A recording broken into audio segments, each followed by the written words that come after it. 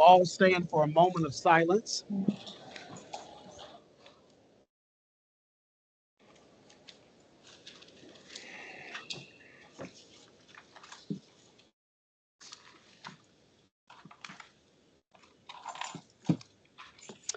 I pledge allegiance to the flag of the United States of America, for which it stands, one nation, under God, indivisible.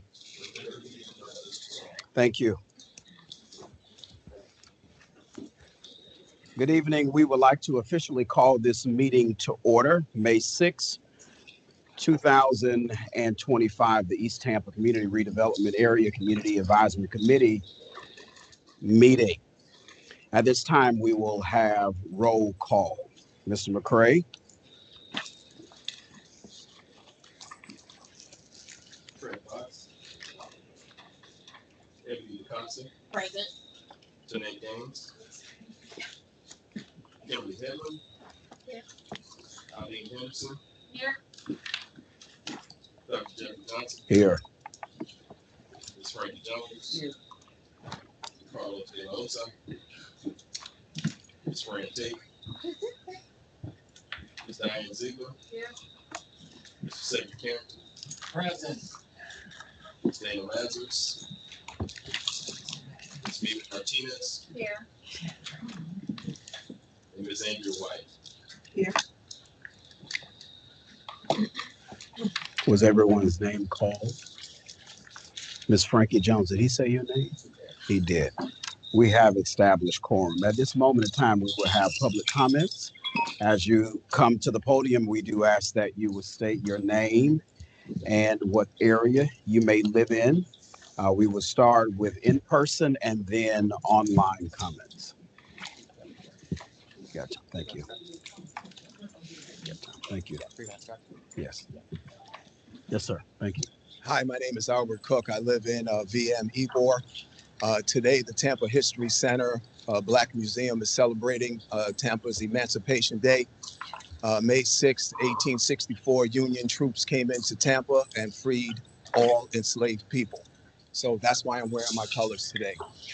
Also, I would like to let everyone in the room know that Booker T. Washington Elementary School is celebrating their 100th, that's right, I said 100th anniversary this year. There's going to be a celebration in September, and of course, that information will be brought out to you. But today I'm here as a citizen to talk about 2914 North Nebraska Avenue. That's the car wash that's going to be converted into affordable housing. But I'm not going to talk about the project. I'm not going to talk about Reworks, who is working the project. I'm going to talk about Thad Barraday, because that's the guy I know. I met him about a year and a half ago. He bought a house across the street and 2 doors down and told me what he was going to do to this 2-story, 1925 bungalow that I've been eyeballing for my whole time living in Tampa. He told me what he's going to do, and I didn't believe it. 6 months later, that building and that home is a gem in our neighborhood. And then he bought the house next door to me and did the same thing. Amazing. Then he bought that car wash. And when he bought the car wash, that's when I knew what he was doing. We started talking, and he actually made changes to the car wash, like not only painting it, but he put out security lights. We brought in other neighbors, other businesses. We lit up that corner, and it's actually changed what's happening on that corner. We have 98% less drug dealing, people hanging out, loitering. This is who this man is. He is also part of all neighborhood associations. That's VM Ybor, Ybor Heights, and I'm sure there's others that I don't know about. This is a man who came from outside the neighborhood into our neighborhood and has genuinely done great works. Just recently, he established the Nebraska Avenue Business Association, of which I'm co-chair. What we're planning to do is we're going to bring all the businesses together under one umbrella. That's not only the businesses, we're going to look at churches. Time. We want the Time. Oh, damn, I'm rolling, guys. All right, thank you. But I want to think say we got to just real quick. Thad is a man who says what he's going to do, and Thad is a man who does it. Aye. Whatever you guys can do what you can for him. Aye. Thank you. Thank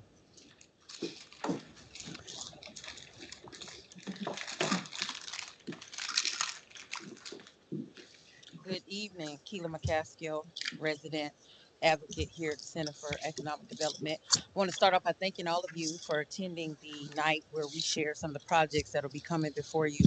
I shared a flyer for those of you that did not have the information. But tonight I want to talk about what your question should be for this CRP. Your question and concern should be, who told you to come disrespect us like this? I'm going to tell some of you because most of you are new. We had a CRP from 2004 that was very, very detailed. May 17, 2004, Channelside received a CRP, and so did East Tampa. And you see the outcome of Channelside. Most of you should have. And so what happened is this board said, well, we need to update the CRP. Instead, the director of the CRA said, no, you need a SAP. So we paid for SAP. They paid another $160,000 to walk around the pond and get some more input from the community. And that SAP, we find out not long after you spent that money, they told you couldn't use that SAP because you needed a CRP. Did not update it until we begged. We said we would like a CRP that will represent the old CRP, that will update what we already had, so we can get the benefits of what they wrote in 2004. I mean, we see what it looks like on Channel side. This group comes along and do what they want to do. Didn't come to ask the community. They're going to do 2 meetings. They was adamant about 2 meetings. 2 meetings. They said they mailed out surveys. To who? East Tampa is 75% senior citizens. Did you get the surveys back? Did the churches respond to your request? Do they even know what you're talking about? Those should be your questions. This disrespect has to stop in East Tampa. You cannot come do what you want to do and listen to a staff that may not buy a piece of bubble gum in East Tampa, and neither do they. We cannot accept that. So I ask all of you to be very bold and pay attention to what they're shoving down your throat. Send it back. We want input. Your neighborhoods deserve input. You pay taxes in that neighborhood. The people you represent pay taxes in that neighborhood. Those people don't. They don't care what it looks like. They're getting paid to do this project, and it does not have sufficient community input. 2914 Nebraska, I support. I have a project right behind it that's coming up. I think it will be the first time we would see such quality of architect. It's going to be beautiful to me.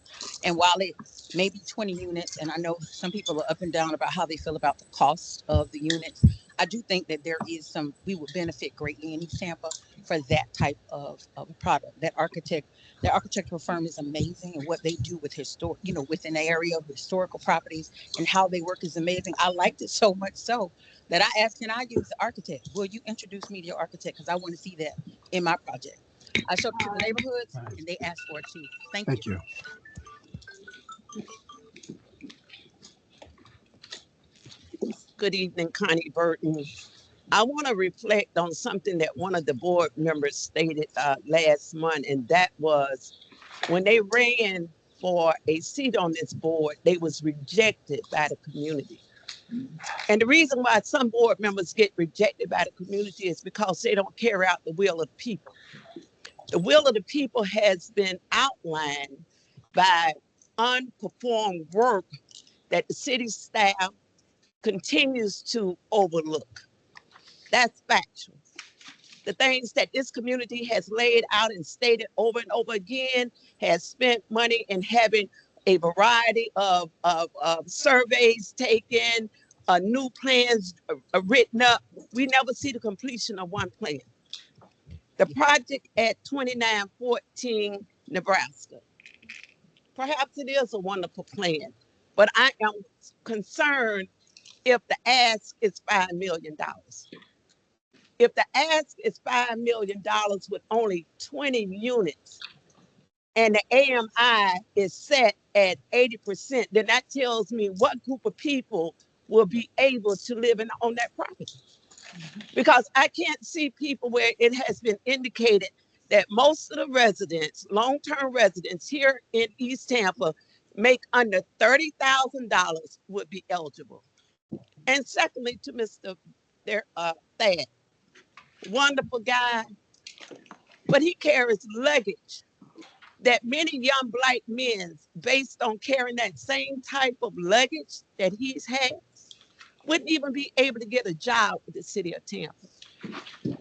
Although his crimes has been punished by as a result of a pardon from Donald Trump, the things that our young people have asked in East Tampa is a simple job application. And we can't even say that the city has been open to that.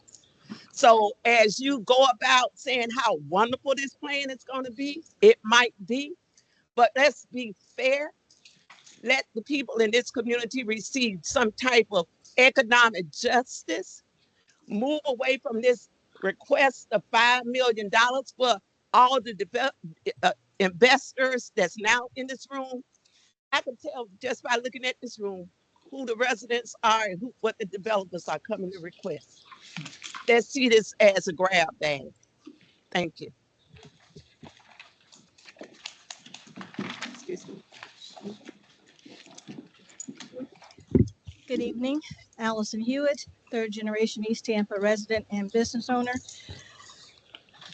Speaking of disrespect, this board has been before the CRA board in 2021, 2022, 2023, 2024, and 2025 to ask if the information before the board can be put out in advance for the community to be able to review it.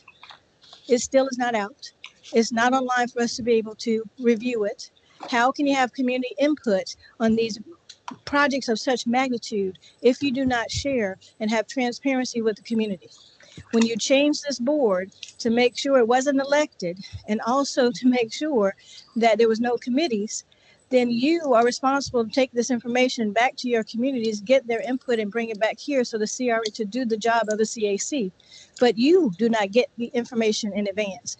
For 4 years, we have asked the CRA directly to please give the information to the CAC and to the community in advance. That doesn't happen. I'd like to also ask that the CRP is the Bible. Nothing can be done without the CRP. Now we have the SAP that has a list of accomplishments. From this review here that we were sent out, well, again, board members here share with me, thank you so much. There is no way for us to be able to say for the last 20 years, what worked? What should we change? What should we keep? What was actually impactful? What worked? I don't see that in there.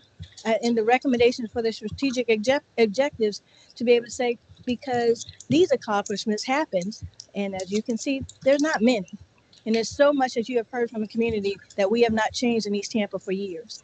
But if we're going to have a plan and we only have 8 years, we need a plan that says, these is how we're going to move forward, because we have studied the old plan and we've been paid to do that and say what worked and what didn't work. To be able to look at our budget and to say, why are all those items zero? Can you just say that the grants for commercial grants over the years facade are reimbursements? And so the businesses had to come up with $35,000 to be able to go after the grants. To be able to see in here, we did in 1 year 3 grants when we could have done incredible more if there was a change or thought process on how we help these businesses. Because if these businesses had the money, they would do it. But so then they have to find the money, and then they have to go get the money and to get it reimbursed. We're not setting our businesses up or our community up to actually be thriving. We are not mitigating gentrification. We are opening ourselves up right and for gentrification, because we're not looking at the facts. We're not looking at the budget and saying, how do we make sure we spend our money? What are the issues? CRP should be able to say it. SAP should be able to say it as well. Thank you.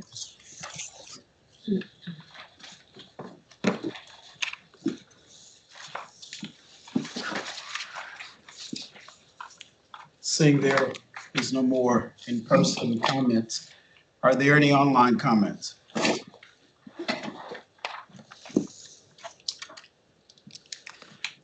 Being none, do I have a motion to accept the approval of the April 1st minutes? So moved. Is there a second? Second. It has been moved by Mr. Carrington and second by Ms. Fran Tate. All in favor by saying aye. Opposed, same sound. Ayes have it. The minutes from April have been approved and accepted.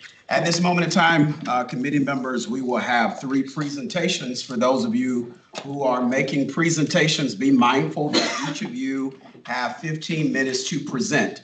We will go around to each board member, so we ask that you will prepare your comments and your statements so that we will not toss back and forth, that each board member will have sufficient time to address that, and then we will make the necessary actions after each board member has spoken. All right, thank you. Our first presentation will be from the East Tampa CRA Gateway and Wayfinding Project. If they will come at this time.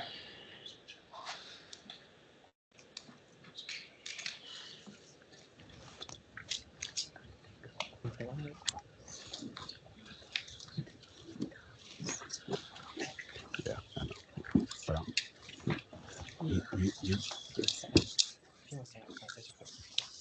you no, after each presentation.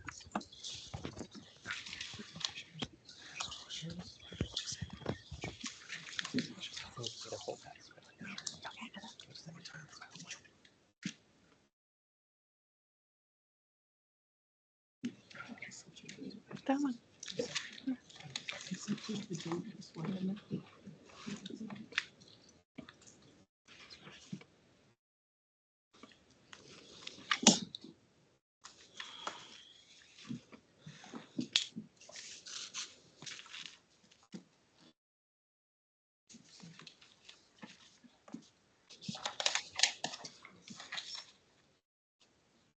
Good evening. My name is Erin Conley. I'm with API.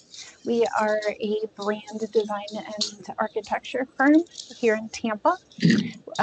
We are working on the Gateway and Wayfinding signage program for East Tampa. My vice president, director in visual design is he's on the Zoom call, John Shuffle, and I'm Erin, senior designer, and Rob Rosner is here as well. He's a vice president and director of planning and landscape architecture. So he'll be ensuring the integration of engineering, permitting, surveying, and public engagement support services to support the project, the team in the city of Tampa. John will be basically running the project as to ensure that schedules and details are adhered to. He will be available for all the key presentations to the stakeholders and for the civic approvals. And I will be helping to shape the overall direction and design of the wayfinding program that you guys will eventually see out in the public. We are a brand strategy design firm. We are celebrating 35 years this year. We are multidisciplinary. We have a very diverse team. We design experiences. We are minority owned and Tampa based. We have our expertise in branded environments and places, experiential design, and international experience as well. We work on branding, graphics, interiors, architecture, and master planning. Some of the projects that you'll see here are very familiar to a lot of you. We've worked on things such as the convention center, retail spaces in the airport, Sparkman Wharf, the new Fleming Steakhouse, Hyde Park Village, Bayshore Fit, Publix Greenwise, and Lowe's Foods, among many other things. So, we address challenges related to communicating identity, direction, and information while blending efficiently with public and private spaces. So project identity, signage programs, wayfinding, information design, programming and planning, and prototyping. We have started with a City of Tampa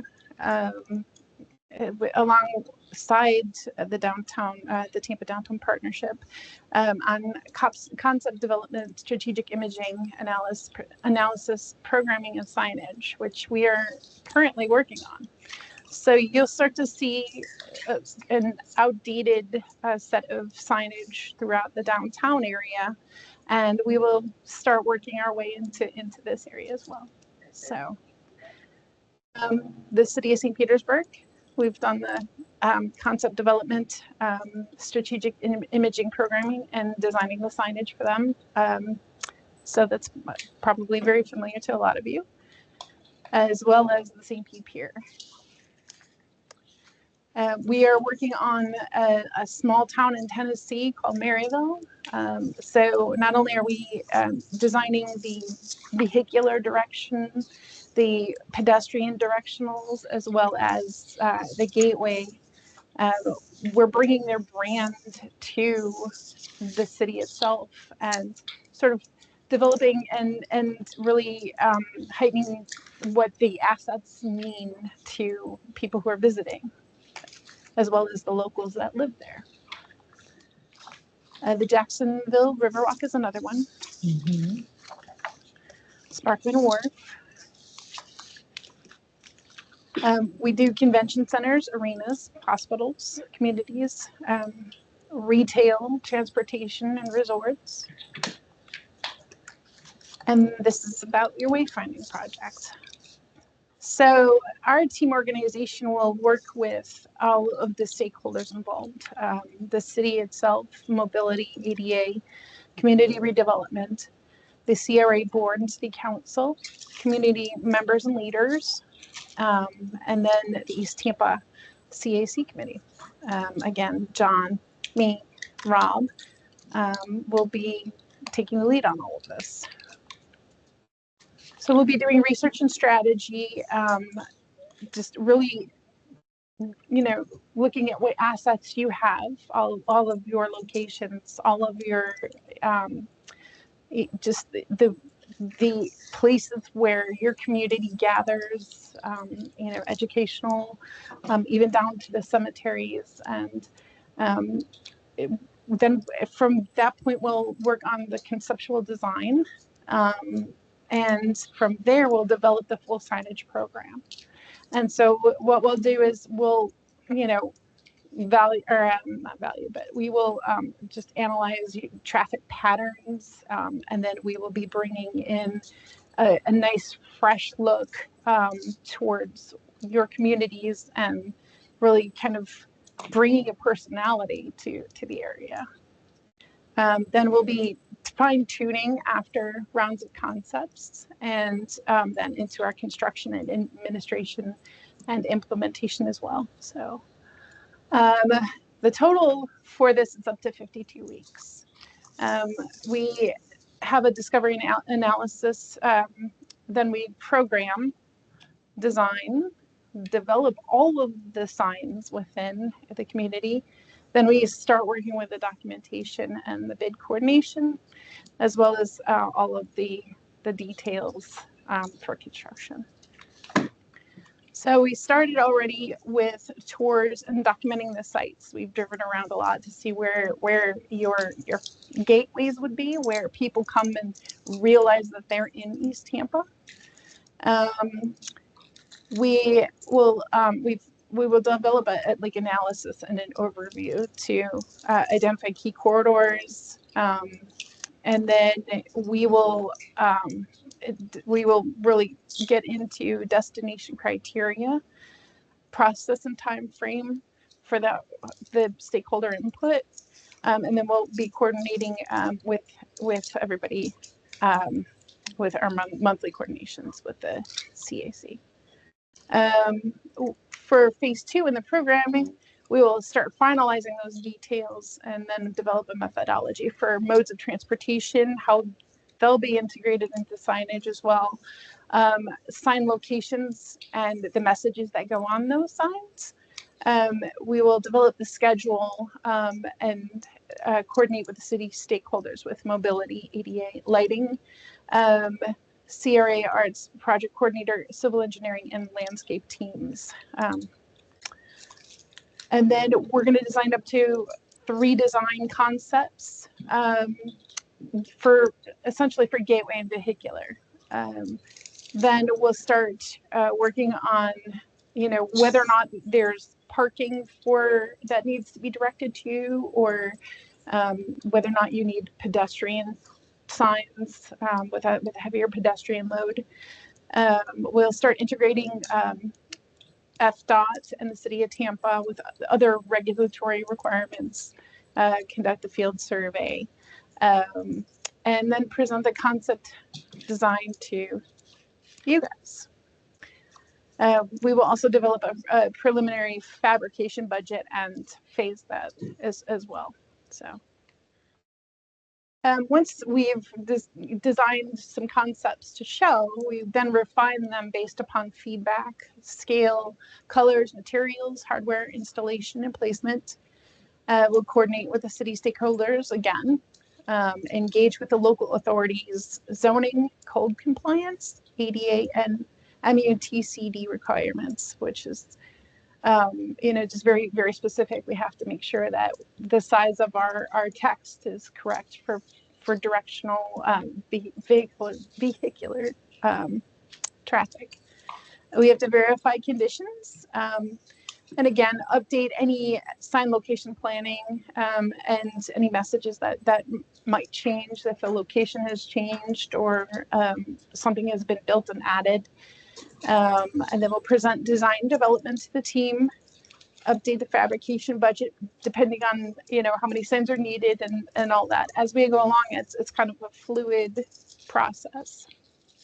And then we can potentially do full scale mock-ups if needed to make sure that everything is right and it's working the way that it should. Again, refining designs, coordinating with vendors and fabricators.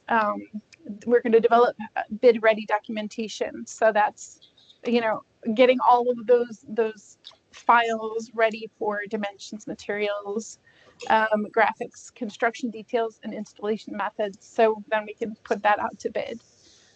And then we're doing a lot of finalizing at this point. Creating permit-ready site plans, maintenance recommendations for future extensions. And then again, include preliminary pricing at the 30, 60, 90% fabrication and construction documents, and getting our permits signed. At this point, we prepare the bid documents, including the scope, bid forms, and coordination, identify and provide the list of qualified sign fabricators, answer RFIs during that bid process, assist you guys with the client reviewing bids, and attend pre-bid conferences. And then at that point, we will review the contractor's submittals. We will go to the fabricator and do a visit to make sure that everything is looking right. Once we see it on the computer, we're designing it. We want to see it in real life at that point. We want to verify the field and mark sign locations with the fabricator and the team, with Rob and relevant client staff, project coordination with fabrication and team, and then attend the construction meetings, prepare a punch list of deficiencies and corrections, and prepare an evaluation, and if necessary, Rob will assist with the surveying services. So that's a lot of plans or a lot of steps to get through the whole process. But what we want to do is provide East Tampa with an amazing wayfinding system and a gateway so people know they are arriving when they get there. So, any questions? Thank you. Excellent presentation. Ms. Jones, we'll start with you. Okay. Ms. Hedlund. I just have one question. So the CRP, which was referenced earlier, that the original CRP referenced gateways heavily and wayfinding less so. And I think our current budget reflects more of a weight towards gateways versus wayfinding. I didn't see a lot of examples of gateways, but that is something that you're prepared to kind of tackle, and that we won't just end up with a lot of great signs and no gateways at the end of the day. John, do you want to speak to this?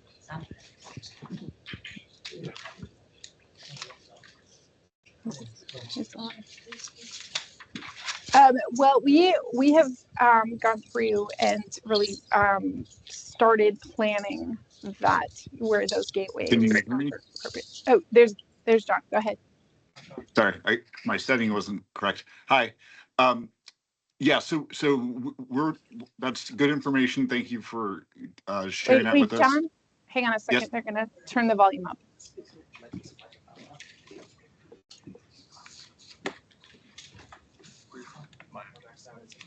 Okay. Can you talk a little louder? Yes, that's good feedback. Thank you for sharing that with us, and we will make sure that there is a heavier emphasis on gateway signage. He said there is a heavy.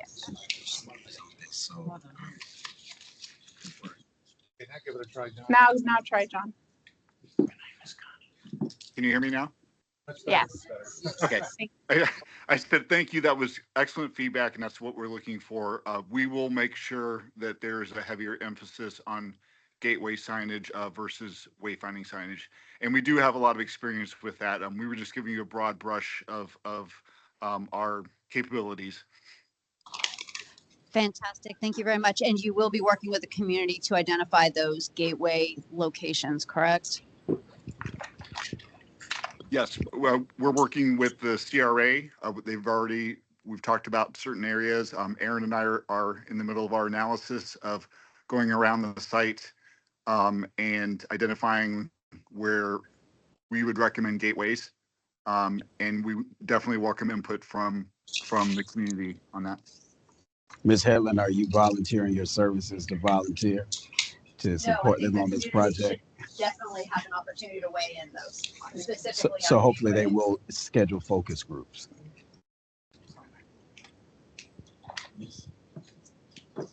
Hi, this is Mimi for the record.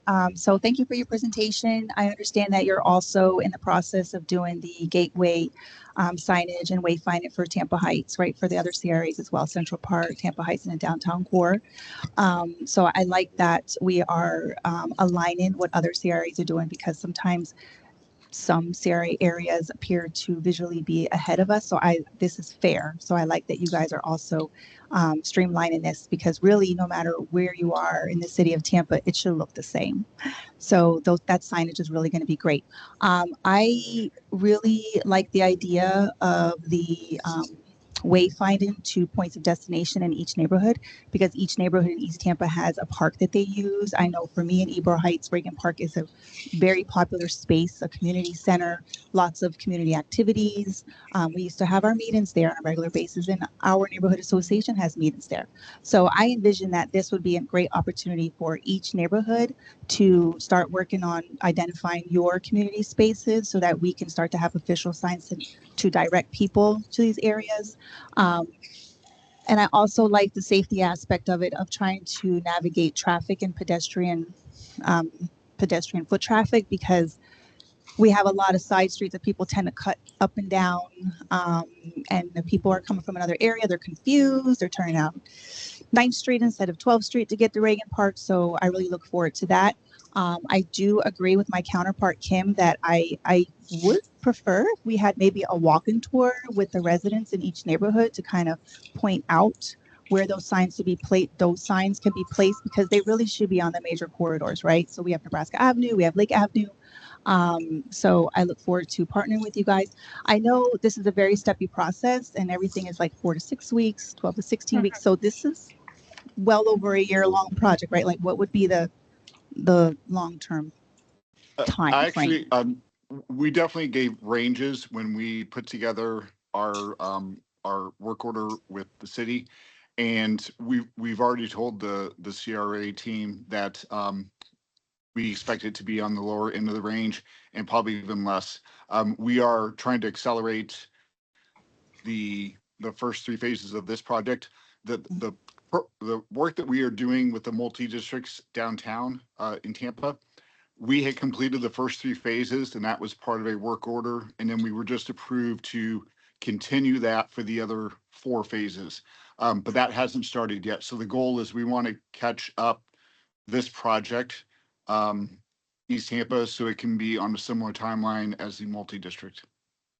Okay, yes, because I did see you did have the three phases start, the analysis, program, and design. So I did see that Yeah, you guys yeah. were working on So, that so as I the other. anticipate it being I think 38 was the low end. It could even, you know, it also depends on scheduling the meetings with the community and getting input and all that. But in an ideal world, yes, we would like to be finished with it before the 38 weeks. Okay, so East Tampa's big, so it's going Yes. to be a lot more work. And it, ideally it would be fluid so that people can go from one neighborhood to another neighborhood and especially hit those historical markers like the cemeteries, because that's a part of history. There's a lot of rich history in East Tampa, like there is in all the city of Tampa. And I think this is just a great opportunity for us here as committee members to take this information back to our residents and try to identify those key spaces right away so that we can provide that feedback with you. So thank you once again. Thank you. Thank you. Okay, good afternoon. I'm Cedric Carrington. I have a few questions, right? So I'll just ask actually I'll start with a comment. Just in your planning methodology, I'll just ask, as you mentioned, to make sure you include transparency and community buy-in, so we have an opportunity to give you that feedback. Will you be able to provide us with an inventory list of wayfinding locations so we can manage our expectations and understand what we can expect to see? We will be providing a sign location plan that shows where each sign would be located, if that's what you're asking for. Okay, and to my predecessor's point, some other communities have like a head start, right? So I just wanted to make sure that we have across the city and throughout East Tampa consistency and uniformity. And I really want to make sure that we have equal representation from the three large neighborhoods in East Tampa, and that's College Hill, Belmont Heights, and Jackson Heights. More of a comment than a question, but thank you. Okay. Thank you. Hi, thanks, Craig Fox. Thank you for the presentation. On staff in person, both online. As far as you mentioned that there were some discussions with gateway locations that you had with the CRA. Can you tell us what locations those are? We were considering 22nd coming in from the south as one of them. There's also the opportunity to do secondary gateways from for instance, Hillsborough heading east. Several trailblazers as well coming from the north into the neighborhood or the north end of the district as well. So we are working our way around, but the biggest one we're considering right at this point is the 22nd coming in from the south. But we're still working on that analysis. We're still driving around ourselves to kind of give our opinion on that. And we would like to be able to, and John and I are both St. Petersburg people, so we're looking at it as fresh set of eyes. You guys are driving through it constantly every day. This is where you live and reside. So a fresh set of eyes is a great way to start, and then start getting input from everybody here as well. So we're still in that early analysis, but I don't remember what the other locations were at this point off the top of my head. John, do you have any thoughts on? No, I'll just add that we see, so, we see gateways as there could be a primary gateway sign that's larger, but then there could be secondary gateways and or what we call trailblazers. And a trailblazer is a sign. It could be a metal sign. It could be a banner. It's something that just kind of it really is a placemaking tool in helping reinforce that you are in East Tampa, and it goes a long way. I was just, the project we showed you, Maryville, is a historic downtown.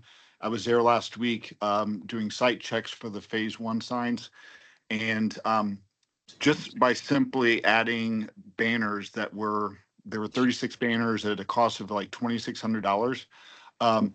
Those banners really went a long way in creating a sense of place and extending the reach of the permanent metal fabricated signs. And then how soon do you think you can come back to the CAC with those like draft locations for both wayfinding and the gateways? We have that scheduled for the third phase. So that would be probably in 8 to 12 weeks. And then what I'm also hearing is that we will need to have a stakeholder meeting to gather input from the community between now and then as well on those locations. Okay, thank you.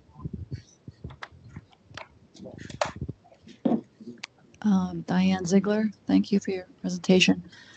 You mentioned things like educational and cemeteries, parks. Will you also do specific things like, for example, San Juan Farmers Market is huge. People come from an hour away to shop the chefs from different restaurants. So I'll mention San Juan Farmers Market as a site specific, might want to be included. Maybe even like the Hannah Center here, because I drive up from my neighborhood north to get here. Right. We do have criteria that we are that we develop. If it's a privately owned, that's where things get a little bit more tricky, because if somebody's privately owned and they're on a vehicular directional sign, that may cause a lot of other people who own businesses to want to be in that, and we can only have so many people in there. So typically we try and keep it to more of the public assets that you have. Yeah, there's a lot of factors that go into developing that criteria. It's the visitors that the attraction draws. The hours, if it's something that's just seasonal, then that tends to not be included on wayfinding signs.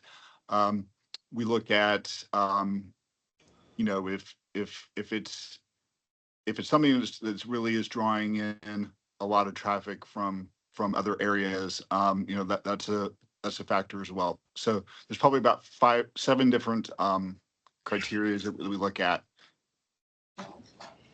Okay, great. And there is the golf course up the road too. What will the districts be named? I know that I've driven into downtown and seen the River Arts District. Are there any names chosen yet for like the 15th Street District or the 22nd Street? Like, has any decision been made on those type of commercial districts? I think a lot of that will come from out of the community discussion. Yeah, so I don't think they have anything on that yet. That's correct. Andrea White for the record. My concern is, let's start with 22nd Street. I don't know if you're aware, we've spent over $1 million just to do that one. And I hope you'll be spending even less, but make it even better. And it will be with material that'll be long lasting, and we don't have to call back anybody to do repairs or fix or what have you. Now, with the signage, who is going to maintain these signs that are being put up once they're put up in place? Because the city of Tampa has not maintained them at all, any markers whatsoever. So I want to make sure that your company will come back and replace, fix, whatever needs to be done, if that's in the agreement. If not, please add it. The other one is, you talked briefly, you kind of breezed over the residential neighborhood. Was that Maryland or somewhere? That was like a little City of Maryville. Yeah, it kind of slipped through right quick. I would love to see what you did when it comes down to residential areas, and maybe when it comes down to signage. And as we already know, we have a number of historical district areas in East Tampa that the city doesn't even recognize. They don't have signage. So you've got a lot of work ahead of you when it comes down to meeting with, and please do community engagement, because the city has left the community out. So we need to make sure that that is done. And I'm not talking about any specific city department, but I am talking about the city as a whole when it comes down to historical markers. And the last thing that I have is It seemed like what you showed is fabulous work, but it was majority of entertainment districts. What are we going to look like when it comes down to residential? We are different, outstanding, we're historical, but our area does not look like downtown South Tampa. So please don't compare us to that. You're going to have to do some deep dive into history of and making sure that it's showcased, because 22nd Street is a corridor for Ybor City and for downtown. So we need to make it whatever corridor we have that is decent and in order and respectful of the neighbors and the community in which we live. Thank you. Thank you. That's good feedback. Thank you. Just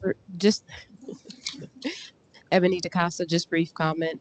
Thank you for your time and presentation, and just want to put emphasis on ensuring that those focus groups and community input and engagement are put into place. I know we're very early; we're just in phase one, and you guys are still in due diligence. So, thank you again for your time and your presentation. Thank you. Good evening, Fran Tate, Jackson Heights Neighborhood Association President. Thank you so very much for your presentation this evening. I concur with Miss, oh my God, Miss White, absolutely. Up on the northern portion of East Tampa, we are not similar to Channelside Drive. Please keep that in mind. We do want to showcase and emphasize the history of our area. We're proud of our area. Please include us. Please interview us. Please sit with us, walk with us, talk with us. Do not leave us out. Absolutely. One more question.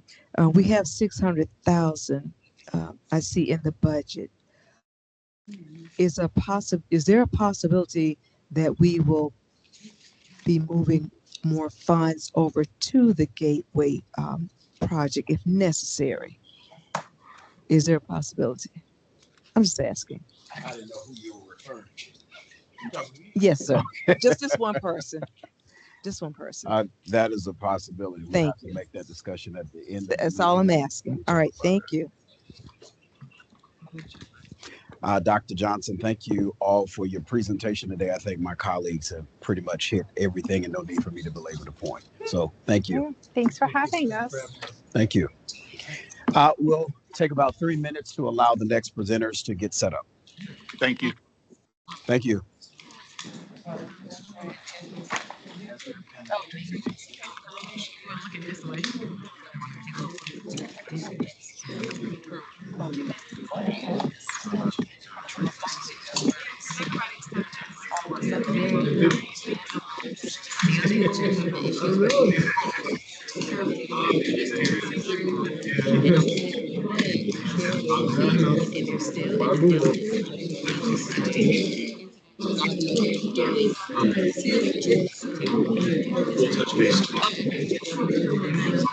Yeah, so we're not even worried yeah, so the city still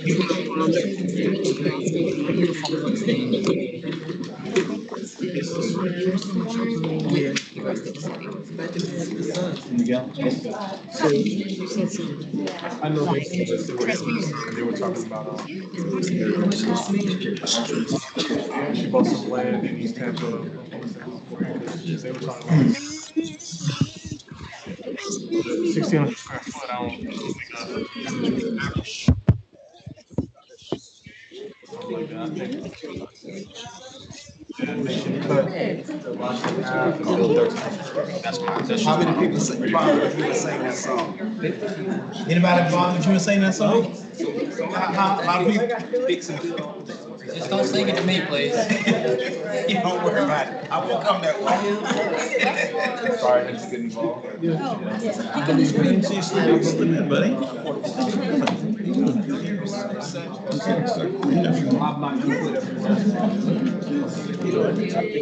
All right, team, if we can reassemble, our next presenters are ready.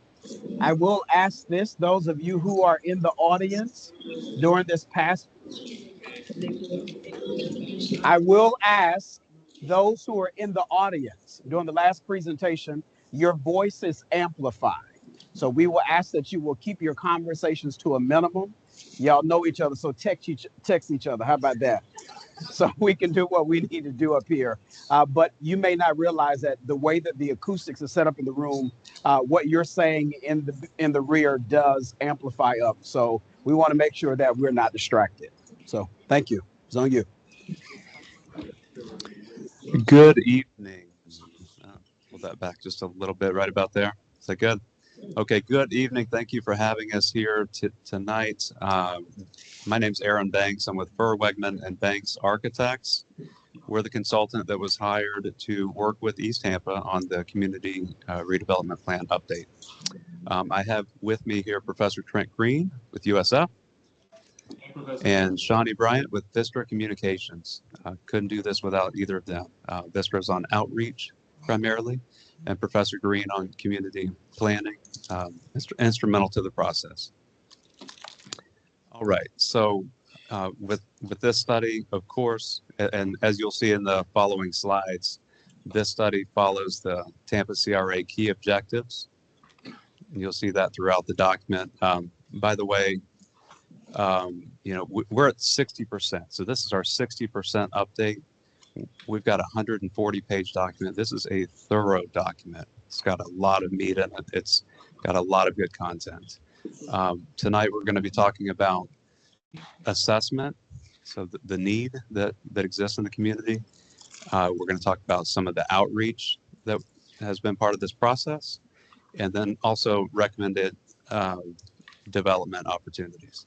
I'll pass it over to Professor Green to talk about vacant property. Okay, thank you, Aaron. Thank you. Good evening, everybody. Let's see. Can you go back to the slide? That one. Okay. So we started this effort by looking at the initial East Tampa CRA plan from 2004 and building on that. Now, what we've done in the with the update, we've identified 14 different areas, physical conditions, let's say, some of which were not identified in the initial CRA plan that will be in the CRA plan update to focus on. Of course, vacant property is just one, but we've identified several others that we're working on also. In addition to identifying these physical conditions, we're also identifying needs for redevelopment of some type associated with each one of these conditions. As Aaron mentioned, there's just far too many of those to show to you tonight on the slide presentation, but I'll just hit a few of them.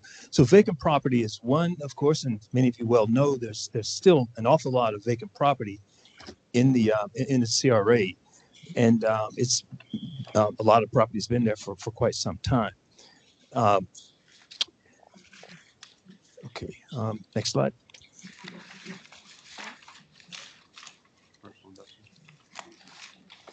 Oh, I'm sorry. Okay, commercial activity is also one of the areas that we're focusing on. This is one of the sort of map diagrams where we're sort of showing just the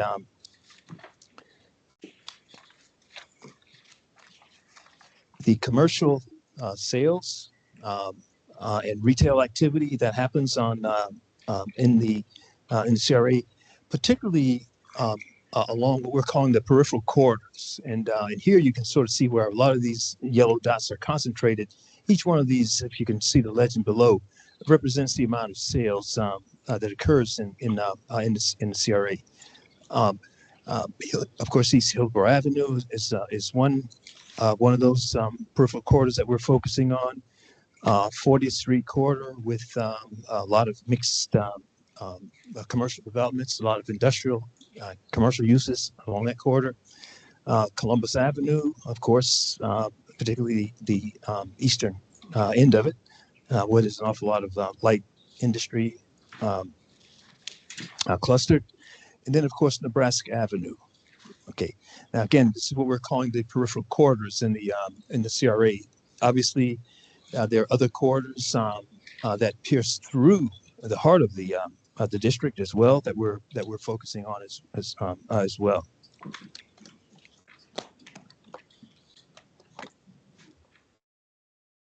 This is another area that we've identified in terms of a need to address through some type of redevelopment initiatives. The number of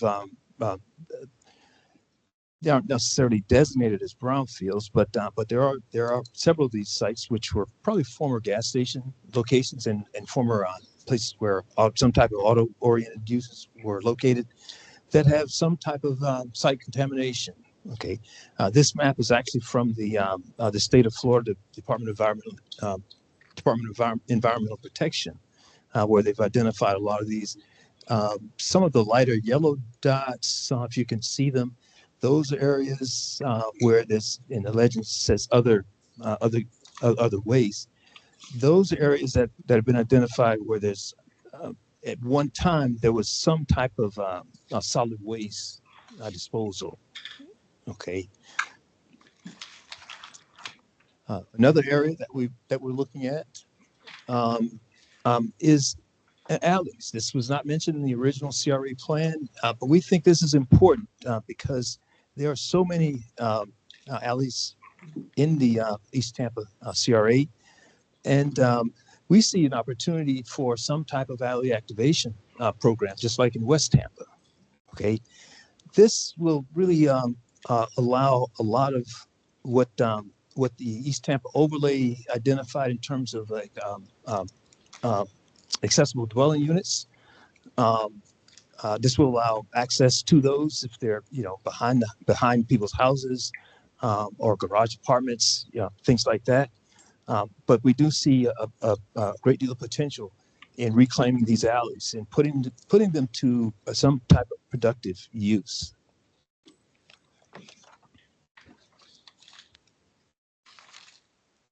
And with that, I'll turn it over to Shani, but I'll be back. Yes, Trent will be back. Hi, everybody.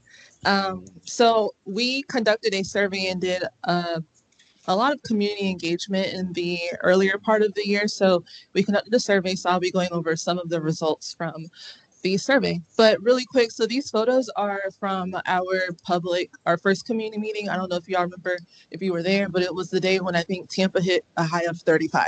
So I was very surprised that everybody came out. It was really good. Great meeting to see everybody there. Everyone's in parkas. So the community meeting, or the community survey, some of the key findings. So we had over 100 people participate in the survey.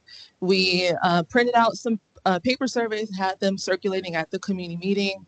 We also had the link on the project website that was on the Tampa CRA site, and we also had it on yard signs.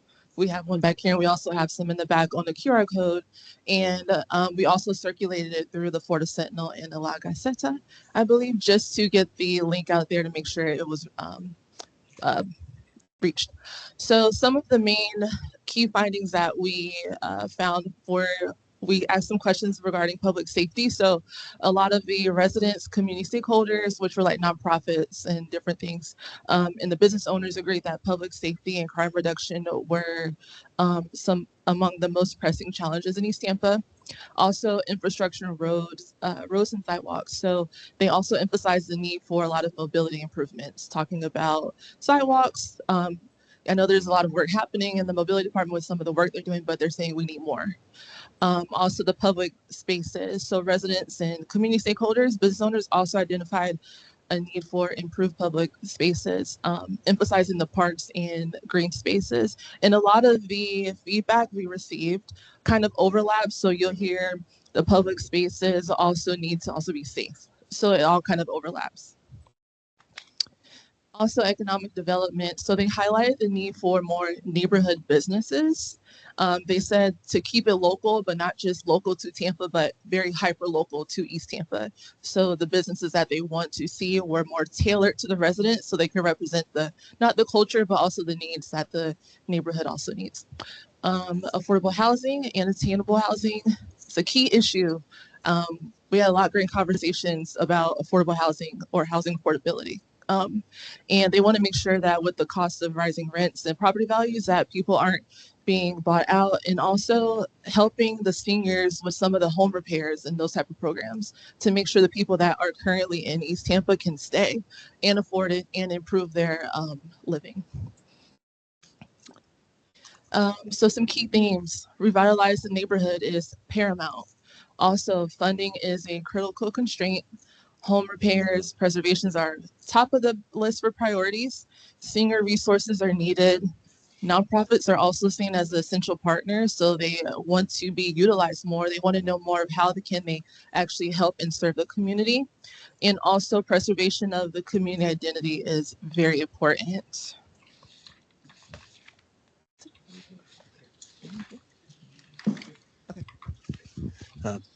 Thank you, Shani.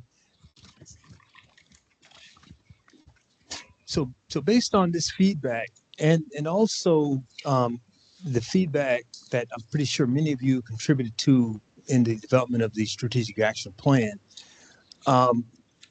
we we we we focused on two sections of the document.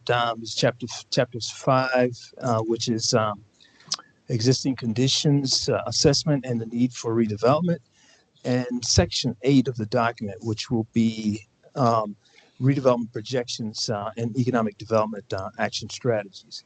Again, recognizing what was mentioned earlier about the remaining time that the CRA has to exist, we've taken all those into consideration.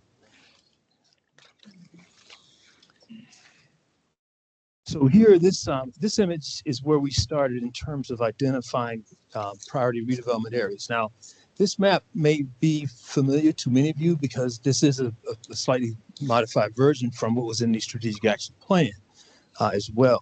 But the objective here is to focus on a lot of these corridors for either neighborhood mixed use or commercial development, and which is intended to create a system of what we call in urban and community design a series of paths and nodes. That is, these corridors of the paths and the major intersections, many of which are on those peripheral corridors that I mentioned earlier. Those will be the nodes. Okay, and several of these are mentioned here. There are others, and remember also there will be others that we'll focus on that are on the interior of the community as well. But this diagram really sort of identifies what we're talking about. Essentially, clustering a lot of commercial development or mixed-use development, for that matter, and density around these major intersections. This is based on the way the mobility patterns in the district already exist. Okay, so we're just reinforcing a lot of that. As many of you know, a lot of the commercial development is already sort of distributed along these corridors in a sort of linear manner. But here we see the opportunity to really focus on some of these intersections to reinforce these as community destinations.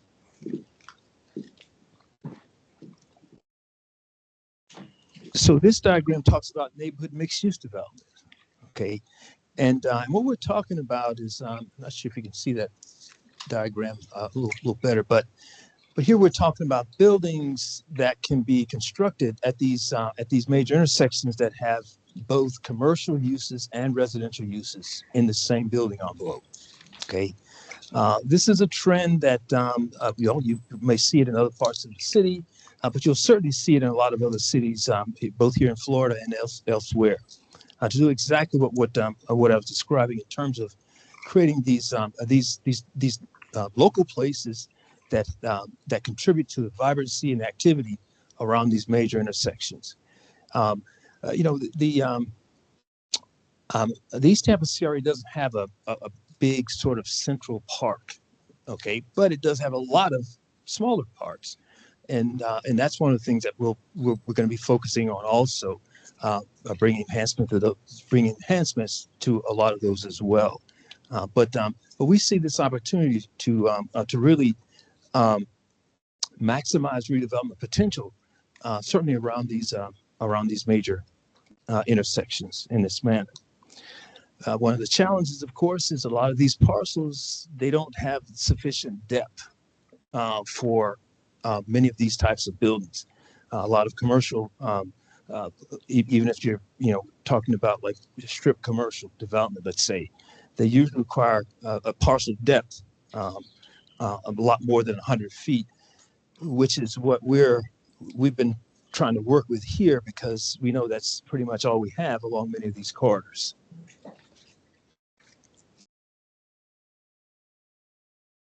This diagram on the left shows you another version of this neighborhood mixed-use building, again with some type of or many opportunities for many smaller neighborhood-scale businesses at the ground floor, providing neighborhood-serving uses, and then obviously apartments above.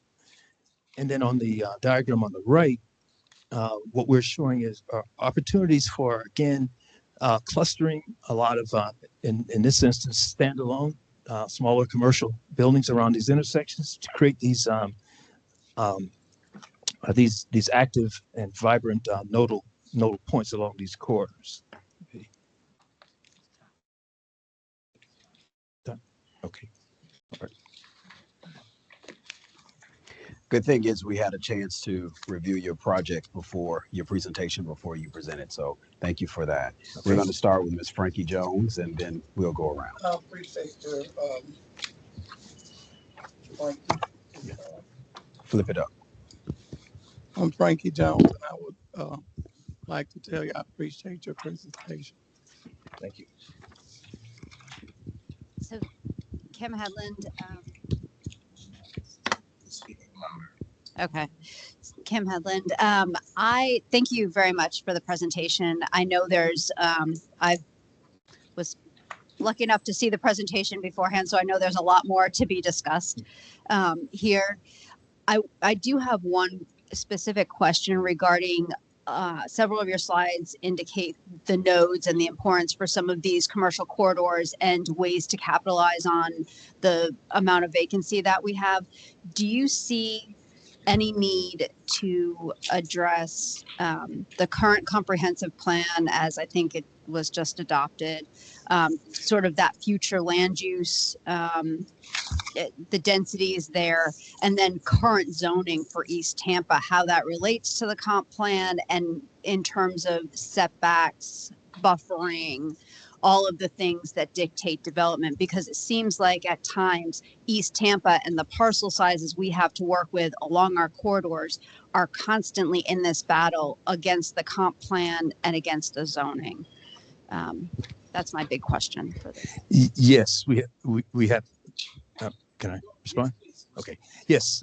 So we have taken that into consideration. That's why I brought up the issue about the parcel depths. Initially, we knew it was going to be a challenge, but as the land development code is being revised and the comprehensive plan, so we're sort of trying to find, okay, so where are things going to settle down at? Okay. But absolutely, yes, we still think there's an opportunity to navigate those, even though things are in flux at this point. But yes. Mm-hmm. Okay. Hi, Mimi, for the record. I agree with Kim, and I know we've had a discussion before. We're kind of boxed in because we're a primary residential area, and sometimes we're boxed in because of the way the zoning is, and also because there's a vacant lot next door and that owner doesn't want to give it up. Mm-hmm. So I really do appreciate that you recognize the importance of those vacant spaces as an opportunity for us to reactivate them. And I know in the one slide you had talked about the vacant spaces and opportunities to start construction or repurposing them. The biggest challenge is, are the current owners ready? Are they ready to cooperate with the CRA? Are they ready? Construction ready? Are they willing? We do have rehab grants right now that we're offering, primarily for residential space, but I do think there's an opportunity for the vacant land as well to target them, to see what we can do to subsidize or encourage them to, turn that vacant space into something different. And I know that's why the CRA has been trying to purchase a lot of them, and just really support rehabbing. We don't want to remove anybody, and everybody has the right to own their property. But I do think that has been a barrier in us revitalizing some of the neighborhoods, because every single neighborhood in East Tampa has those vacant lots. Yes. So I think that is a huge issue for us to revitalize. Our hands are tied. And then when it comes to the commercial corridors, we do have limited space, so vertical is where we're going to have to go, because we don't have it widthwise. And we do have smaller spaces, but then that actually is kind of a benefit for East Tampa, because we have a lot of small business owners who aren't able to lease a 5,000 square foot commercial property. So that actually is going to work for us, and that's going to create more mom and pop businesses and more of that Main Street feel. So I think that that's actually something that's in our favor, is that we have smaller spaces, because it creates more of an intimate. I don't want to be like Water Street. I don't. I like my neighborhood. I like to walk around it. I like smaller places. So thank you for the presentation, and I look forward to see what else we can do. Thank you. Okay. Thank you. Just to respond to a portion of your comments, Mimi. One of the things that we're going to put in the CRE plan document is the types of incentives that we believe will hopefully help move things along. So we've been looking around the state to see how every CRA is using different types of incentives for different types of redevelopment initiatives. Okay, and we'll make recommendations for the ones that we feel the most appropriate for these types of either that type of redevelopment project or some of the others that we're going to be focusing on as well. Okay, good evening, said Carrington, East Tampa, CAC at-large member. So thank you for your great presentation. And I have one comment / request. So we talked about barriers. So speaking of barriers, can you please synchronize your commercial corridor efforts with the City of Tampa's infrastructure development and expansion? And I'll define for you what I call the gauntlet. And I've said it before, but if you travel along MLK from west to east, from Florida to Nebraska, the lights are not synchronized. 2 or 3 cars get through a light. Cars turning left cause a backlog of traffic. So I would just ask that maybe we work with the city as we're starting to look at developing these commercial corridors to make sure we have dedicated high capacity turning lanes, traffic light synchronization, and increased vehicular throughput at these intersections. I think that would all help. So please take that into consideration. Thank you. Yes. Your comments suggest a greater need for coordination. Yes. And that's one of the things that we're looking at also. So in a lot of the narrative in the document, we are going to be talking about coordinating with different city departments and even other private sector interests, let's say. So when we talk about development around these major intersections, we're looking at, okay, so what is the city doing nearby at this point, whether it's infrastructure upgrades or public realm enhancements or whatever, because, again, we're trying to identify opportunities to maximize the potential for redevelopment. One of the things that we think is a good example of that, of course, is when you look at what the city is doing at the Fair Oaks complex. We went in and revitalized that pond back in 2009. I'm sorry, 8 or 9, I forget. It was 2009. They named for my grandfather. Yes. And we recognized that the community, the recreation facility was already there, and then the CRA bought that former grocery store parcel that was just to the south. Now you have the with the redevelopment of the entire complex, you'll have 3, possibly even 4 clustered investments of different types in that area. That will make a major impact. And that fourth one is the roundabout that's just down at the intersection of right. Okay. But we see that as a way to maximize the potential of any redevelopment effort. So coordination is really going to be a part of this the document. Okay, thank you. Eileen Henderson, thank you for the report. It's greatly appreciated. I just kind of want to reiterate the findings of the survey and make sure that that was very well heard. The community said to keep it local and that preservation was key. In fact, I think your words were hyper local. So I'm hoping that everyone here heard that from our community, which is those of us that are behind us and those that showed up to fill out these surveys. That plays into what I've asked for before, which you all may or may not be aware of. But I'm hearing, the multiple uses in terms of the apartments at the top and businesses at the bottom. So the first thing I think of is, how many floors are we talking? What are we going to be putting in the neighborhood? Are we having high rises and then mini communities, so to speak? Because I hear secluded segregation. That's what I keep hearing. Now, that may not be what you're trying to project, but that's the vision that I keep getting. Mm-hmm. So one of the things I put down was I'd love to see some examples of what you're talking about so we can have a better visual of exactly what that looks like. The other thing, the clustering neighborhood scale mixed use, I was really concerned about that, making sure that we understand about the preservation. And that goes back to what I was trying to make the point. I have asked for an architectural study of East Tampa. And I know that we're talking about it. I know that we are in the works, but when we start looking at the types of things that you're suggesting in terms of multi-use buildings, what does that look like? How is that going to look like East Tampa, where the community has said, we want to preserve it? And it's extremely important to them. So because you said that in their survey, I'm going to bring it up again, how imperative it is we get an architectural study. Thank you. Do we have time to respond? Yeah. Okay. Yes. So we are considering preservation as well, and all of what we're showing in these diagrams is to help the community understand these are neighborhood scale buildings. Okay, from the smallest to whatever we're talking about along the corridors of mixed use building. These are neighborhood scale buildings. No, we're not talking about any type of high rise development, of course, but things that fit with the existing structure and character of the neighborhood at this point. Okay. So, can someone please silence their electronic device? Thank you.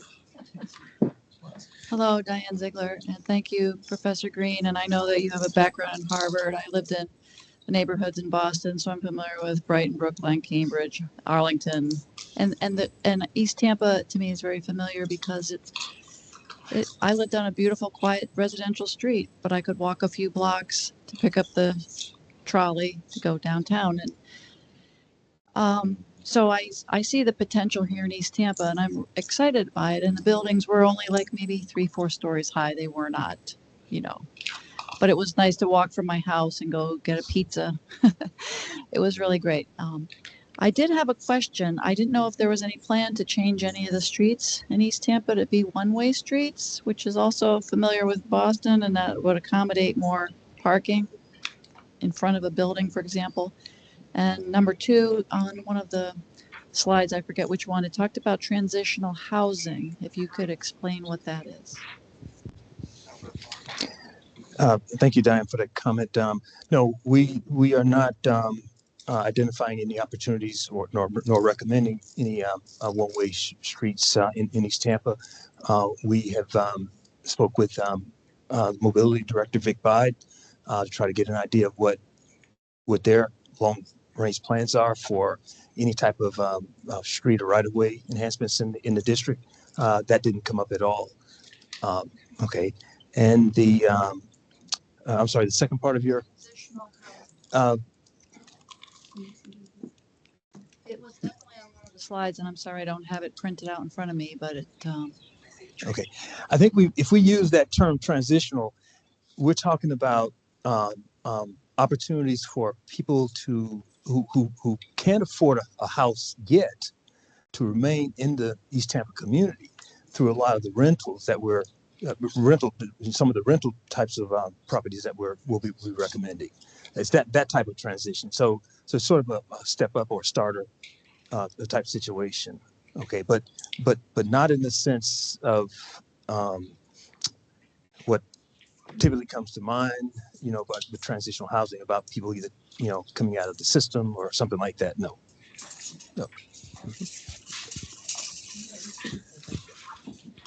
Andrea White for the record. I guess my biggest concern is, and I've been fighting this for a while, the city, if it's a brownfield property, they will sell it anyway. And what comes out of that is no resident in East Tampa wants a pizza parlor put next to them. Mhm.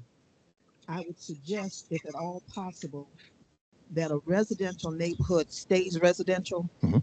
and not a commercial or a small business in the middle of it. The problem is nobody maintains that property once it's done.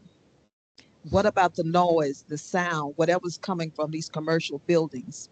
I think that's going to be a major concern. And then what you're suggesting is excellent, but is it a fit for a residential neighborhood where the city does not recognize streets that are not alleys?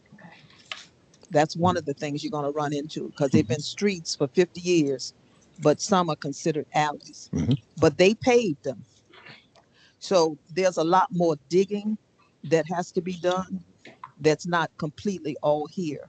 But I appreciate your presentation, but I would like to suggest no commercial property in the middle of a residential established neighborhood. It's only going to create more traffic. Mobility is over their head now because look at the traffic situation we have now. And it's excellent if you talk to people in the neighborhood and the residents that can explain it, because it seems like the people that live there are overlooked or not heard. And East Tampa is big. I forgot how many acres that we do cover. 7.5 square miles. Thank you, Pastor. Thank you. Thank you for your time and presentation. I just wanted to, I know that we're about 60%, so I'm not having an expectation of 100% of anything, but overall, in regards to the input and activities, are there any more specific data on that? Because I know that one of our biggest things is the community not feeling like they've had an opportunity for input, not heard, or everyone having a different way of how they communicate best. So can you guys elaborate on surveys, mailers, like how, and when you concluded all of that information, and I was there for that presentation. We had a great turnout despite the weather was very, very cold. So thank you for that. But community input is huge, because the need for transparency, and the other thing that I'm not feeling or seeing is accomplishment and positive momentum. You need to get the community on board, and they have already felt like nothing's been done. So how do we get them on board, make sure that the input is there, and all of that, so that we don't just have another plan that just gets created and it's pushed out again. And what have we actually really accomplished? Yes. Okay. So we have another community meeting coming up May 15th. We have some yard signs. So the first round in January, I think we put out about 50 yard signs. I think we've doubled it this time. So Jessica and I will be out Thursday. So we'll have about a 2-week window where the signs will be out. We're deploying mailers again. So we sent out mailers.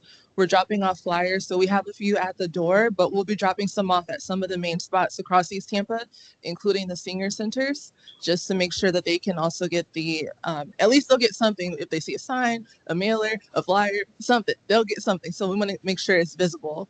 At the next meeting, we'll be going more in depth on the survey results And we have like a lot of quotes from different stakeholder groups that we'll be sharing, and that will align with the overall plan that Trent shared as well.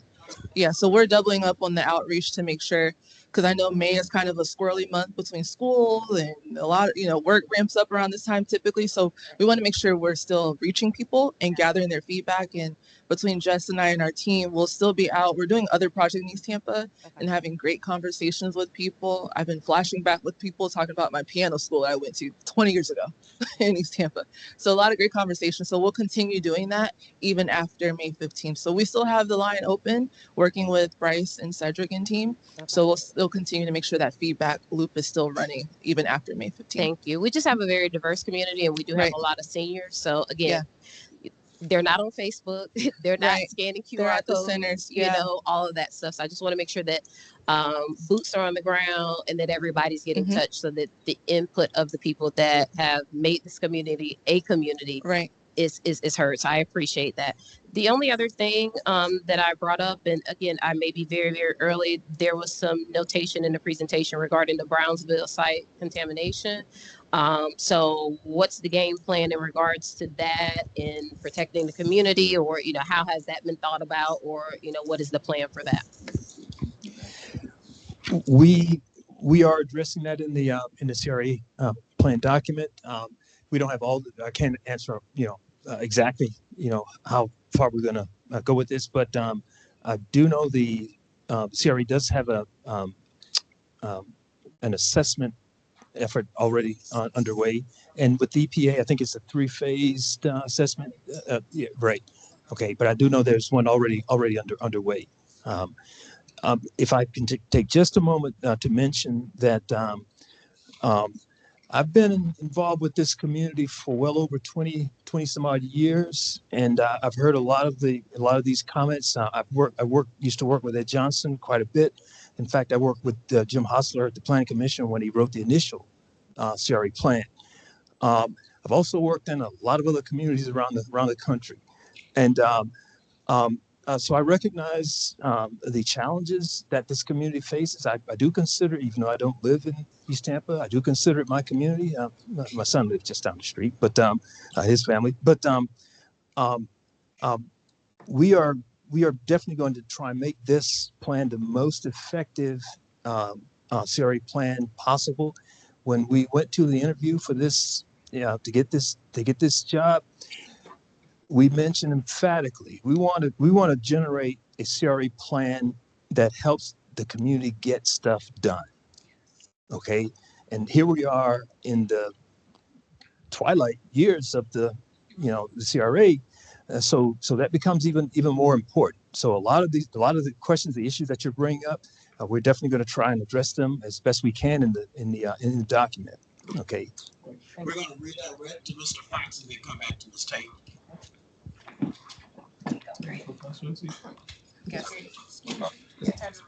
Sorry, real quick. To Mr. Carrington's point, I just want to about MLK and the signal timing.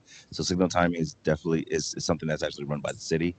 MLK is a state road, and I do know that FDOT did have plans to actually increase the capacity at that intersection. However, that would require right of way going as far west as to impact even where the NAACP office is. So things can be done to improve it, but it would be cutting into the right of way. I know that's a community concern. And then one thing I wanted to note is that I know just all around Tampa, a lot of spaces for teens have been kind of taken up. There was a movie theater that's now, switched to housing, which is fine. It is what it is. There was a skate, go-kart ride that's gone. There's several skating rings that are converted to storage, like on Bush.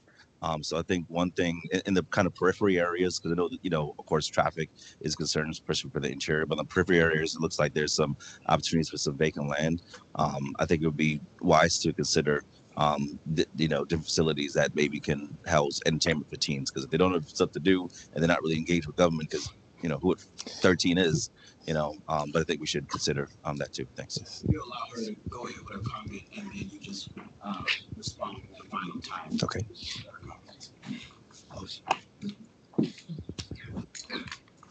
Good evening. I'm Fran Tate, Jackson Heights. Thank you so very much for your work and your efforts this evening, your presentation. I just want to emphasize the businesses that are in the area at this moment. Um, we want to make sure that in the CRP, the update, because it is an update, correct? It's not a invention, a brand new invention. It is definitely an update because that is what the community is looking for. They're looking for similar verbiage, but with an update style to it. So when we're talking about the businesses that are already established on my beloved 34th Street, we're talking about Jackson's grocery store. We're talking about Friendly Fish Market. We're talking about all the other businesses that go up and down that corridor. Um, are you writing in the beloved CRP that they will receive the funding that is necessary to enhance and redevelop their businesses and not have the developers come in and overtake and destroy and make it what they want it to be, if I'm saying that correctly, because I am not a developer. But is this written in the CRP that all of the businesses that are in the area now will receive the necessary funding to continue to enhance and redevelop their business and not be overtaken by developers that are coming in here now? Is that being documented? Because I'm looking at this now, it says, if this is the right paragraph that I'm reading, the section will identify areas in potential in East Tampa and suggest target industries that could best benefit redevelopment. The goal is to lay the groundwork for using tax increment revenues to provide direct assistance to businesses that will most benefit East Tampa redevelopment. It is in the public interest to develop a business assistance strategy to seek to maximize the benefit of public investment through many different means. I don't know, but I think they're talking about places like Jackson's, Friendly Fish Market. Is this something that's written and enhanced in the CRP updates? I don't know. I'm not a developer. Yes, yes. So first of all, we recognize established or existing businesses in the East Tampa community as assets. Okay. Now, as far as funding for either enhancing those businesses or whatever, we would like to put in the CRP document, let's say, a recommendation along those lines. But that suggests expanding what the CRA is already doing in terms of like the facade improvement programs, things like that. Okay, and of course that's up to the board. It's up to the board. Yes, the CRA board. We have programs in place in Tampa, so we need to make sure that those businesses are aware of the programs. Okay, but it's documented in our CRP that they can be, they can receive those findings. I just want to see it in there. I'll speak to my developers to make sure it's in there. Because I don't see it up here. Are you on that section yet, sir? Private enterprises? No, the businesses that we were referring to earlier with the neighborhood mixed use, those would be small scale opportunities for small scale businesses that may need to move, or even startups from local business people. So that's where we're identifying opportunities to address both the need for those types of spaces where people can, have a small business where they can afford, rents, let's say, for those spaces, as well as opportunities for additional housing as well. We understand. We just want to push back on all this development that's coming into our area. I mean, we are an area of $24,000 annually. We're trying to push back on that. We see it coming from the left, the right, the front, and the back, and we've been pushed out. So we're trying to push back against that through our CRP, which is our Bible. Yes. So what we're yeah, so we recognize that, and a lot of what we're putting in the CRA document will recognize or acknowledge those opportunities for local East Tampa residents to be involved in these processes as well. Thank you, sir. And I was just sharing with Ms. Tate, the area median income for East Tampa is actually 44,000 and not 24,000. So, yeah, no, I'm just making that. This is one thing that I would say as I conclude the comments. The CRP is our Bible, and what this is to add to what's already there. I know that it's been stated that this is 60% done, right? But from what I'm seeing is more or less a visual aesthetics to be an addendum to the SAP. And I'm looking for more nomenclature about futuristic results for the community than what I'm seeing. I would like to see where our median income is now, where we will be in 10 years, different data analysis about East Tampa. That's one of the things that the original CRP talks about. I'm not against mixed use spaces, but we have to make sure that the CRP is strong for business just as well as it is for affordable housing as well. And some of the pictures that I saw, it looks great. It is a reminder almost of the SAP, but I just want to make sure that this CRP will guide us into our sunset going into 2045. And so I would like to see more futuristic data about what we can do and how it incorporates with the SAP, that they come together and merge so that East Tampa will be better. I always say this, I'm always thinking about my children, for my children to be in this community, for our churches, for our schools, and how those communities will look in the next 15 years. Somehow the CRP needs to address that, not in just picture form, but also in word form. So I'm sure that's going to be there because it's 60%.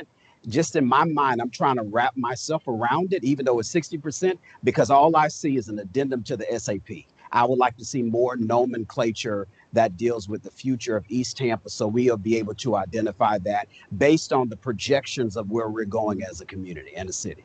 So, all right, thank you. Thank you for your presentation. We're going to take a 3-minute break to let allow the next presenters to come. Thank you. 30 seconds. Yes, please go ahead. Do you want it now or want to start back? Well, the thing about it is, this is from DC. Okay. Do you want it now or want to start back? Yeah, we can start it now. Okay, go ahead real quick. You're speaking to us anyway. Could you pass this to Ms. White? She's speaking to the board. Oh, that's the board.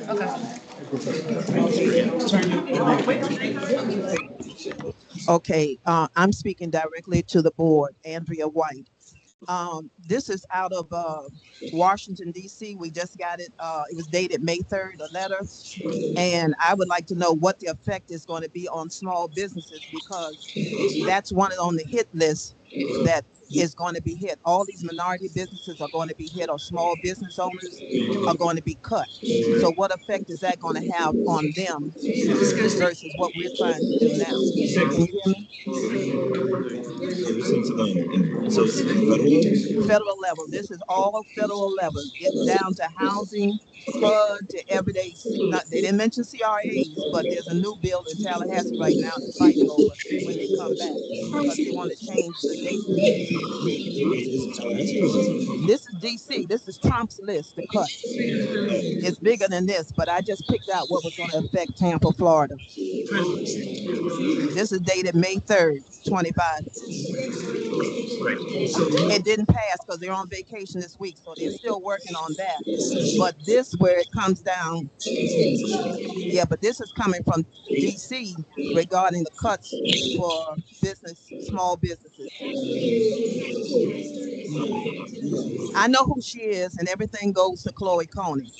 I'm thinking about the people that don't have that type of connection and can't develop their small businesses at all. But if you go online, you'll see it. It's out of the Executive Office of the President of the United States. Yeah, eat a banana too. Yeah. Take your It's gonna be some therapist too. hard everything. How you doing? Yeah,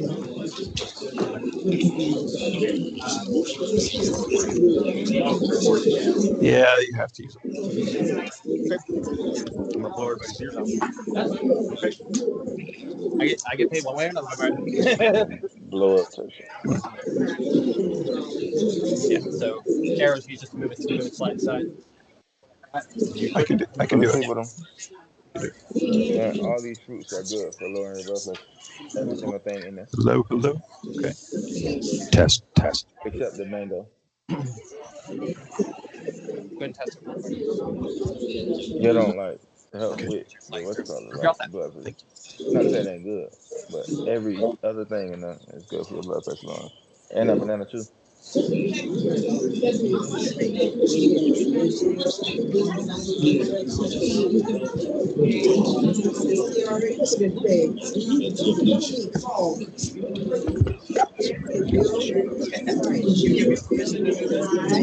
okay. You're ready. Ready whenever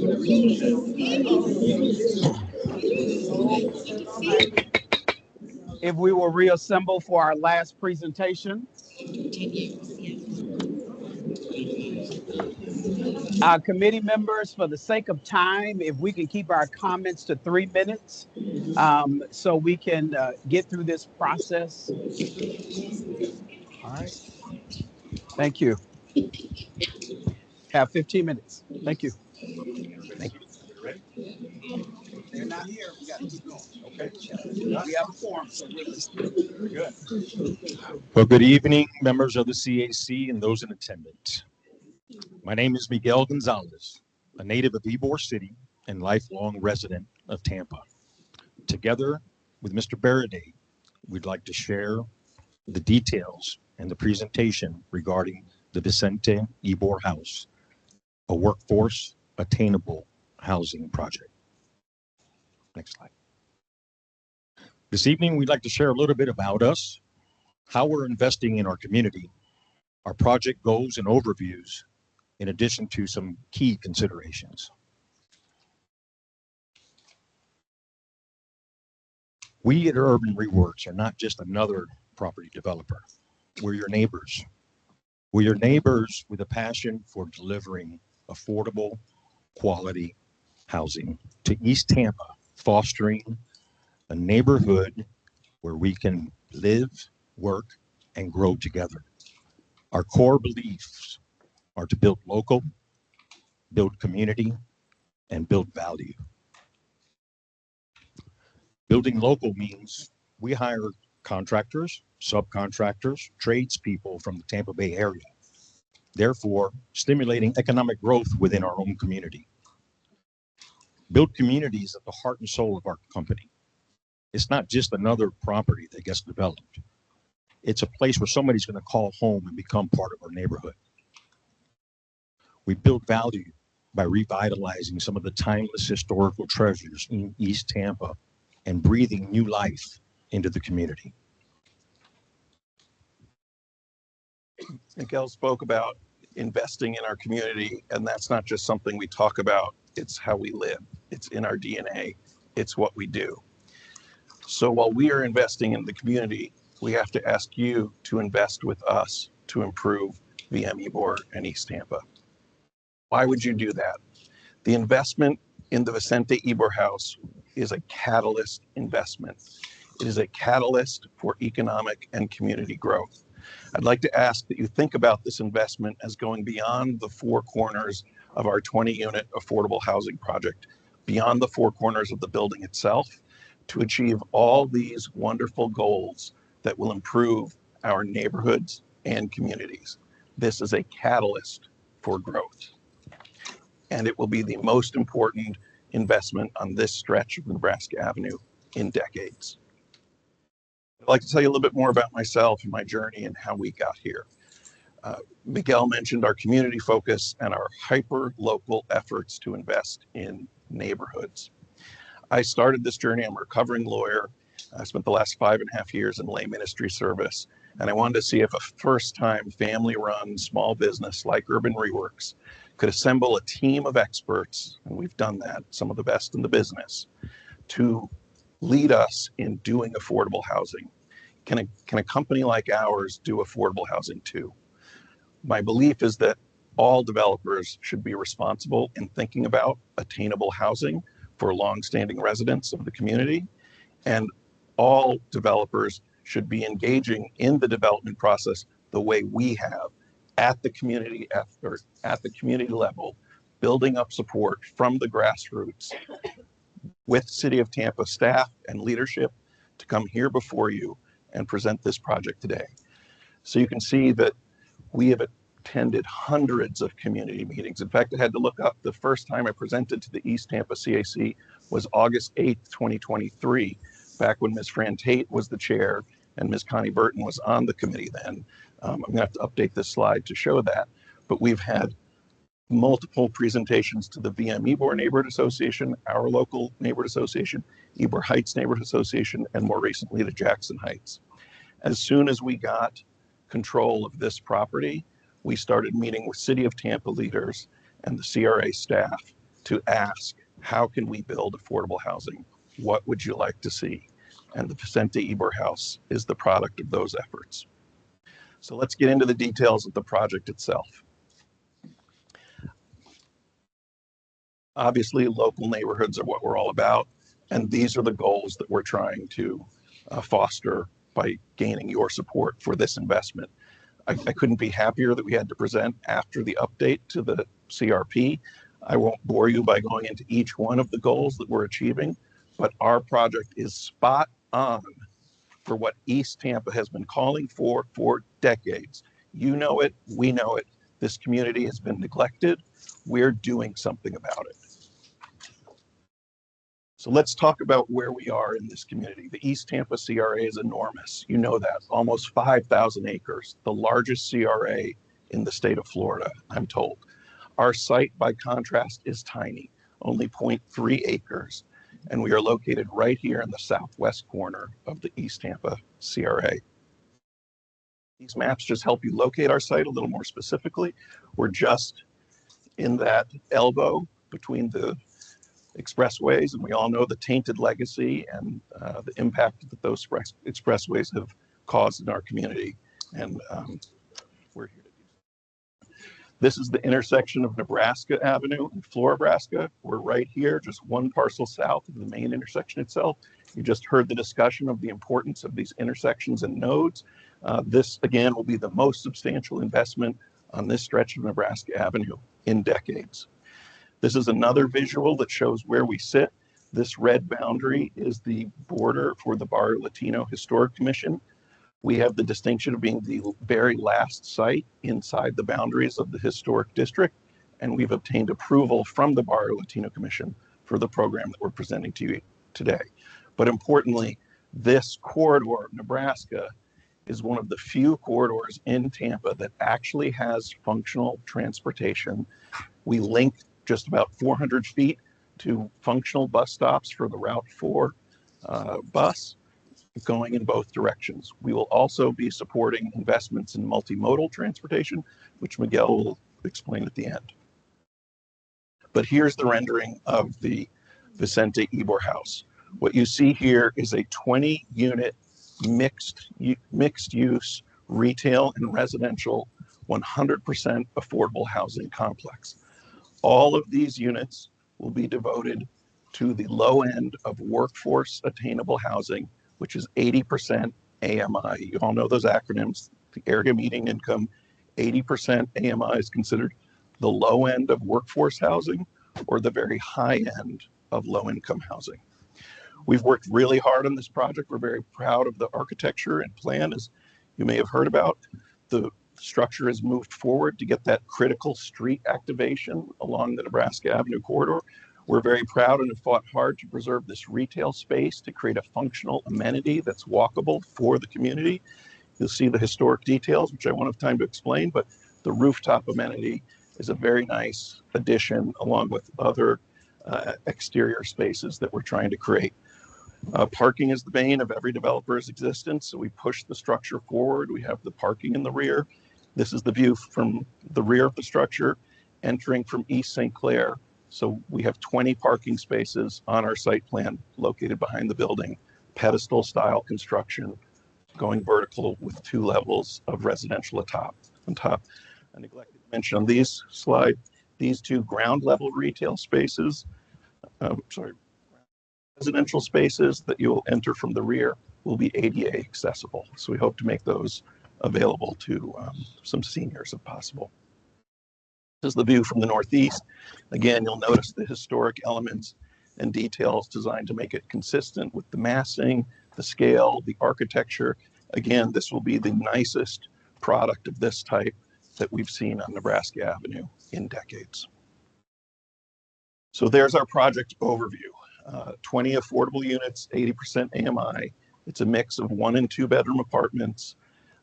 We are ready to go and break ground this summer, assuming we get the support that we're seeking from the East Tampa CRA, and we will deliver this product to the marketplace within 2 years from whenever you say go. The total development costs are about $9.5 million. We've submitted a subsidy request of $5 million in the form of a special projects grant from the East Tampa CRA. I didn't know when we prepared this slide that we're going to spend the evening learning about the comp plan. Suffice it to say, we check every box for what this community is requesting from responsible real estate developers in East Tampa. We hope you'll support us. So some key considerations.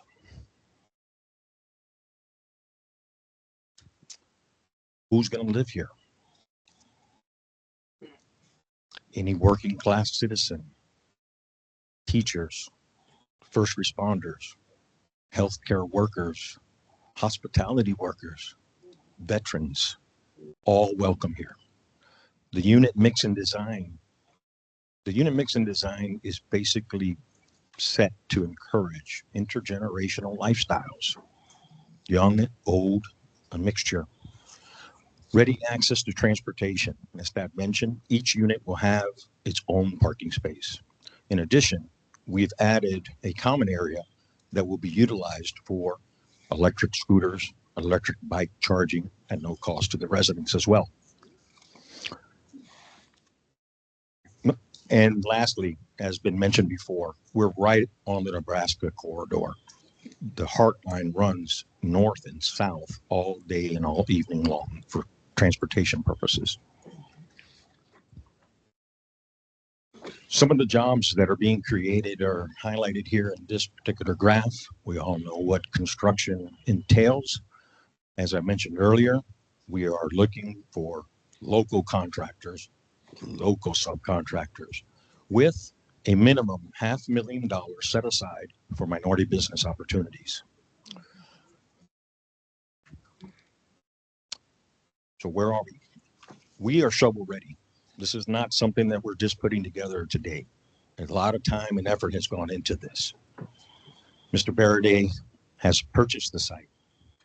We've gone through the property, the zoning capacities. We survived the gauntlet by the Barrio Latino Commission. And we are ready to deliver 20 affordable housing units by the spring of 2027. And I may say, this will be the first affordable, attainable housing project that the East Tampa CRA will support under its new guidelines. So, in closing, I'm going to ask, if it's not us, then who's it going to be? And if it's not now, then when? We thank you for your time and the opportunity to present this project. Thank you.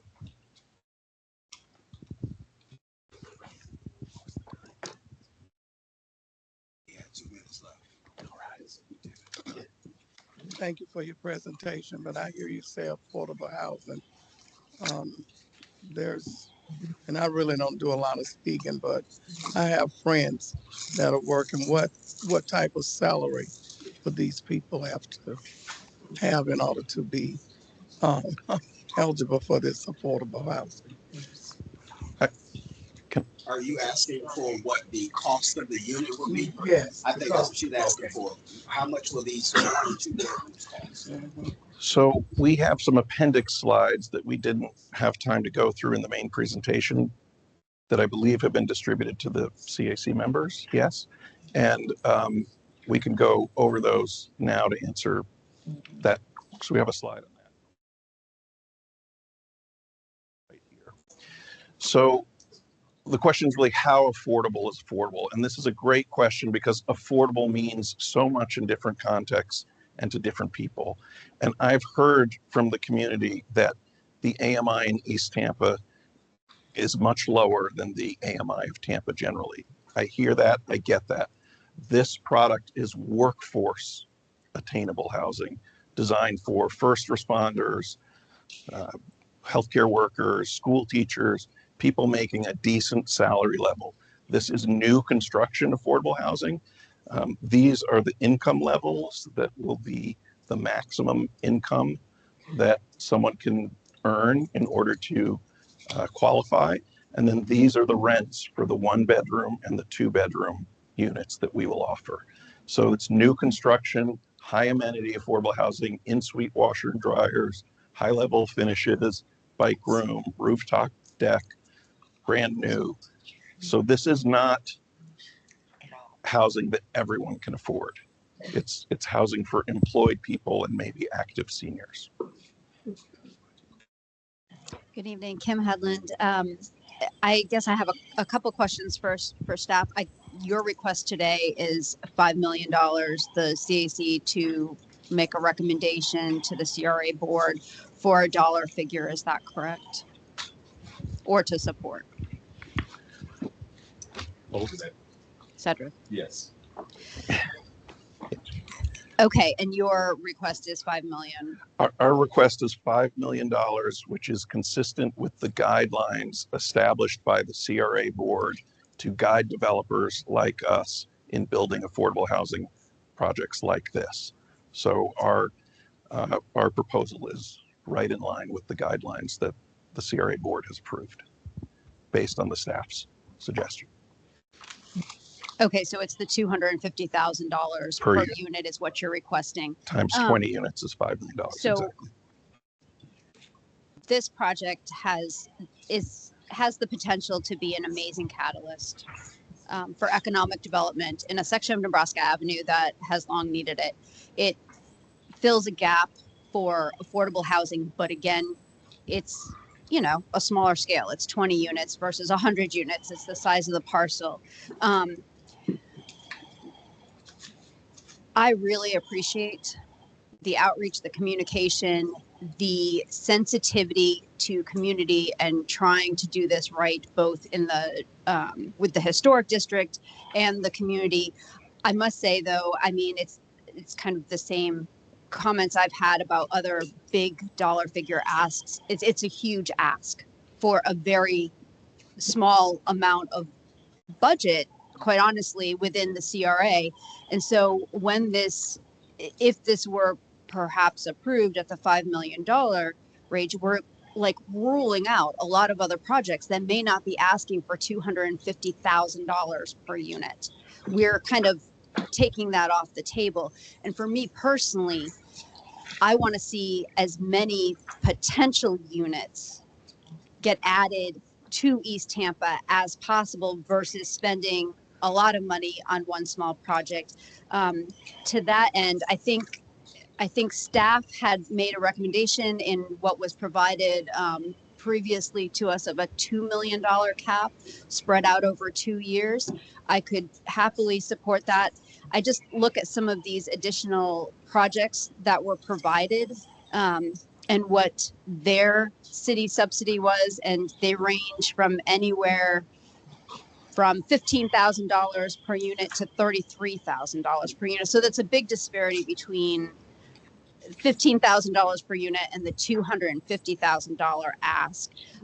So to that end, my big comment is we really need to look at the bottom line and what that does to this budget to be as responsible to these dollars and how it affects the greater community. Again, we're 7+ square miles in East Tampa, and that's 20 units in one location. And where can we have the most impact and do the most good? So you thought, if you can, just for a moment.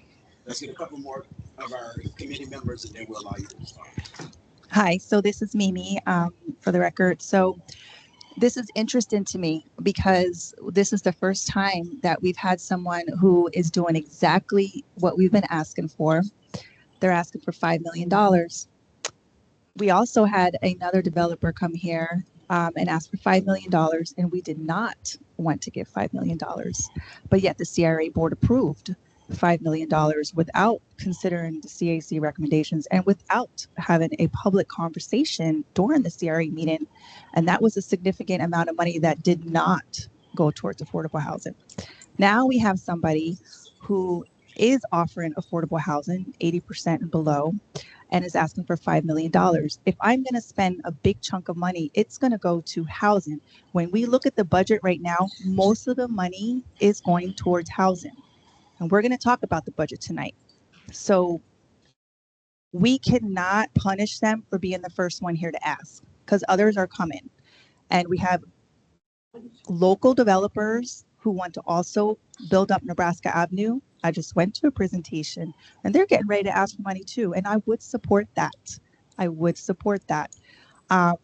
For me, I understand what the city is doing with these other affordable housing units, but when has the city really supported the East Tampa area? So now we can't, I don't know, for me personally, it's tough for me to swallow that, to say because the city of Tampa is doing this for other housing developments, for us to now punish this developer and hold them to that standard when we have a developer in the CRA area and it's going to be a longer term investment. We're going to get that TIF money back.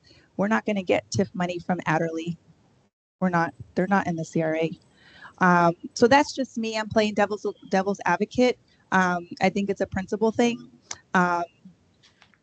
We are supposed to have a recommendation. We are supposed to have a say. And we tried to have a say with the other project and we got dismissed. So I'm going to challenge this and I'm going to say to prove the $5 million and see what the CRA board has to say, knowing that we felt dismissed the first time. And the first time we didn't approve the $5 million. So now it's vice versa. So I would be very disappointed to hear them say $5 million is too much now. That's just my comment. Okay, for Mr. McCray first, just give me a thumbs up and confirm that being north of I-4 and east of 275, this is within the East Tampa boundary for us to make. Okay, just wanted to make sure that was a qualifying question.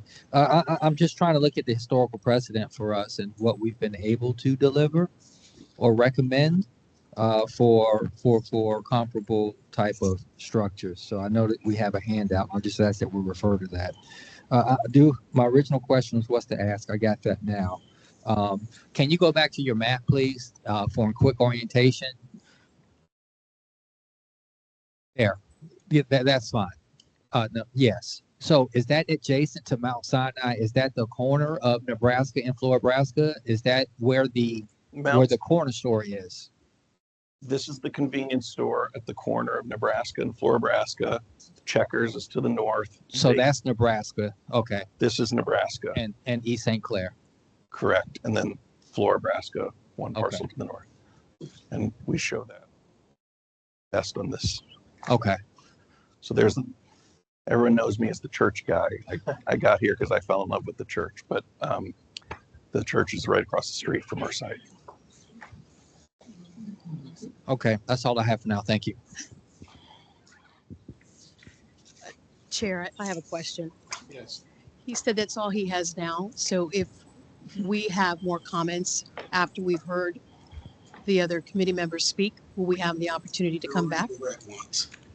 Thank you for that. I appreciate that. Procedurally now, because we're asking these questions without getting any answers, that could drive the question. No, we're going to allow them to respond. They're going to respond to everything. As a matter of fact, you go ahead because I said 3 people and it's going to 3 people. So go ahead. I just want to say I failed to mention that the retail space that is shown here in this rendition will be occupied by an on-site property management company that Mr. Baraday has put out of his own pocket as well for the retail component. It's also going to be the headquarters for the Nebraska Avenue Business Association. This is a newly formed association that's going to unify the business owners up and down Nebraska Avenue, give them a voice, encourage more outreach into the community, and encourage the community to support the businesses on Nebraska as well. That's one thing. The other thing we failed to mention is the original design was 29 units, not 20. But due to the Barrio Latinos recommendation, we had to take away 9 units. So we were trying to give a little bit extra more, but we were met with resistance. So that's what I had to. Thank you for your presentation. We do appreciate you coming out to share your vision. Here we go again. This is in the Ybor City Historic District, period. Not your fault. I told that to Mr. Newman, but I got a big problem with giving money to anyone that is not in East Tampa. You're not in East Tampa. We are here to represent East Tampa. This sits in the Ybor City Historic District. Again, not your fault, right? Just like it wasn't his fault. But I will not agree to a dime when there are other resources available. I need that understood, and I hope it's understood by the committee. And what's unfortunate for me to hear today is for someone to say, let's just give them the money and see what the CRA says. What a cop-out. And I mean that. That's a cop-out. You stand up for what you believe in. Whether they shut you down or not, you stand up for what you believe in. And if you committee members believe in giving them $5 million for what they're claiming is affordable housing with only 16 one-bedroom, 4 two-bedroom. I don't know about you, but I understand affordable housing can be tailored to individuals, but let's talk about what's happening here in Tampa. It's these families that are suffering. So you tell me how that's going to benefit the East Tampa community's families. Tell me. And I will gladly give you that money. This is not in East Tampa. This is not affordable housing for the East Tampa community. It's just not. And then let's talk about, and you used the word hyper-local. How is that preserving East Tampa? I don't see any preservation of East Tampa. And this is why I'm calling for an architectural study. Because again, 5th generation, I know you've been here forever too. That does not fit in to that neighborhood whatsoever. I can certainly appreciate the vision, but it does not fit in. So when you tell me that you're encompassing the community, that is not true. It's just not true. So maybe we go back to the drawing board.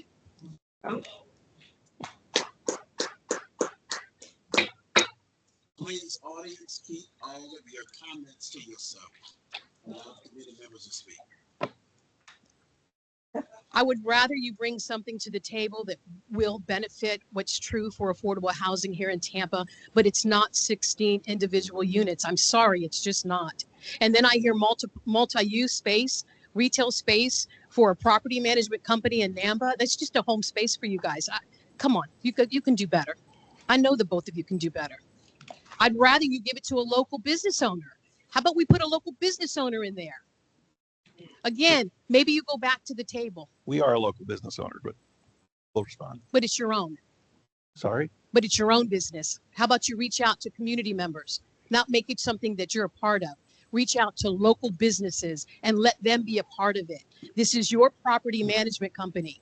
This is your NAMBA that you all have put together. I've done my research. I know who's a part of it. I've seen all the pictures all over Facebook. I'm very familiar with what you all are doing, and I applaud you for what you're doing. But this project does not deserve $5 million from the East Tampa CRA, and it really needs to go back to the drawing board so that you are focusing on what the affordable housing needs are here in Tampa. I just don't see how this is. But thank you, gentlemen. Workforce housing. So let's say thank you for your presentation and coming to us tonight. I guess my biggest concern is just that, in comparison to other developments that have received public funding, just the ask seems per unit seems, extremely large in comparison. So my question is, why is the ask so large when we have other developments, such as even the Funland one made by the Richmond Group that didn't require nearly as much to do that? Yes, go ahead. So that's a great point.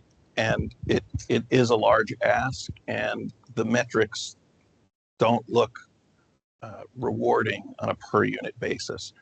Miguel mentioned the history. City of Tampa staff had suggested that we maximize the units we could deliver on the site. Obviously, parking, we can only do so much. We had originally proposed a 4-story structure with 29 units against our 20 parking spaces. That's the maximum we can provide. We do create 2 spaces in the street in the right of way as well, but we're not allowed to count those. And the feedback from the community was too high and too large of a parking variance. So we made the decision to lop a story off, get back to 3 stories, which we have obtained approval from the Barrio Latino Commission, a board of architects, advocates, and community leaders who understand how we fit in with the historic character of Nebraska Avenue and have approved the project as proposed. But that doesn't mean that anyone has to like it. It's just the best that we can deliver with this particular site. And I also hear and feel the fact that it's a lot of money to build new construction affordable housing. It just is. It costs $300,000 per unit to build anything new anywhere in today's day and age. So our actual costs are about $225 to $245 per unit. So we're a little bit under that 300,000 and under the guideline that was established by CRA staff and approved by the CRA board. That guideline was approved to help developers like us create our proposals and come to the community with a viable project that can be executed now. I've been working on this for 2.5 years, and I'm not in the development business except for this project. My business is the Island Shine Auto Wash. It's a historic, dilapidated commercial car wash that was in the same family, the Suarez family, for 3 generations, 30 years under one ownership. I'm the first person to purchase that. So my interest in the Nebraska Avenue Business Association goes beyond this particular project. It goes because I'm a small business owner in the region, and I was asked to create the Nebraska Avenue Business Association by our neighborhood residents and have responded to do that. So I realize, we don't have to see eye to eye to work shoulder to shoulder. It was in this room that I learned for the very first time that Ybor was not East Tampa enough. And that's a difficult issue in our community. I would prefer that we look at Tampa as one community and work to support each other to solve the #1 challenge facing all of Tampa, which is the lack of affordable housing. So that's why we came up with this proposal. If I may take liberty as chair, I do want to say this because it's going around and I want to make sure that it is understood.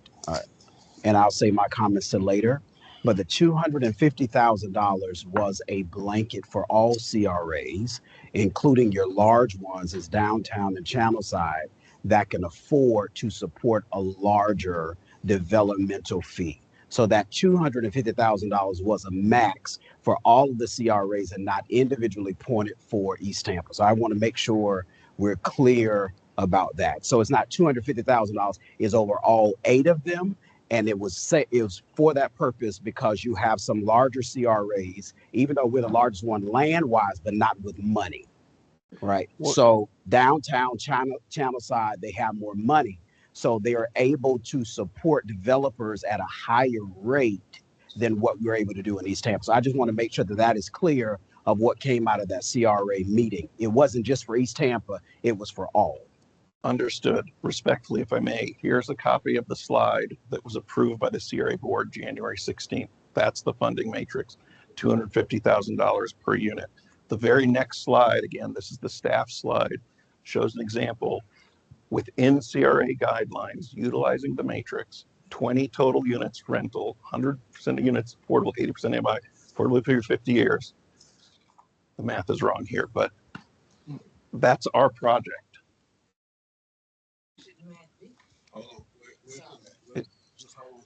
I just wanted to bring out the conversation about original CRA meeting. It wasn't about just one CRA, but Mr. Walker, you got anything else? Yeah, I was just gonna say, I mean, more than half of the unit costs covered by the East Tampa CRA is just, I mean, it's just extreme. It's way, way, way extreme, and we have clear examples like the one across from, the former grocery store, the former Winn-Dixie on Hillsborough, that have been done for way less. So, I support the staff recommendation of 2 million. For the record, Diane Ziegler. I'm very excited about your project. I think it's really beautiful. And I really love the slide that shows the picture of the street level and downtown and the water. That's just, I had no idea that's beautiful. We're so close to the downtown Tampa. So yeah, I agree too. I like making one Tampa. My question about density got answered for the BLC, so that's covered. But I really want to see economic development on the first floor. I really want to see something street level facing to serve the public, to raise our quality of life. A bakery or cafe, restaurant, something. So I'm gonna just push for that. That would be great. Thank you. We do as well, just so you know. Andrea White, for the records. I enjoyed your statement about what was it, one city, or what was that you just said? One Tampa community. I wish you had said that or been around 100 years ago, because it was the city that separated us. It's not us. We've always asked for improvements. We wanted our neighborhood to look like a community, but the city has decided. That's why we have mixed dwelling in residence. Years ago, when I served on the planning commission board, they were supposed to be going to change the coding so that neighborhoods remain neighborhoods, businesses remain. But now we've got a hodgepodge of everything, even down to architecture. You got historical homes, and you got $1 million abstract house sitting right next to you. So if we're going to make it one city, one community, we got a hell of a long way to go.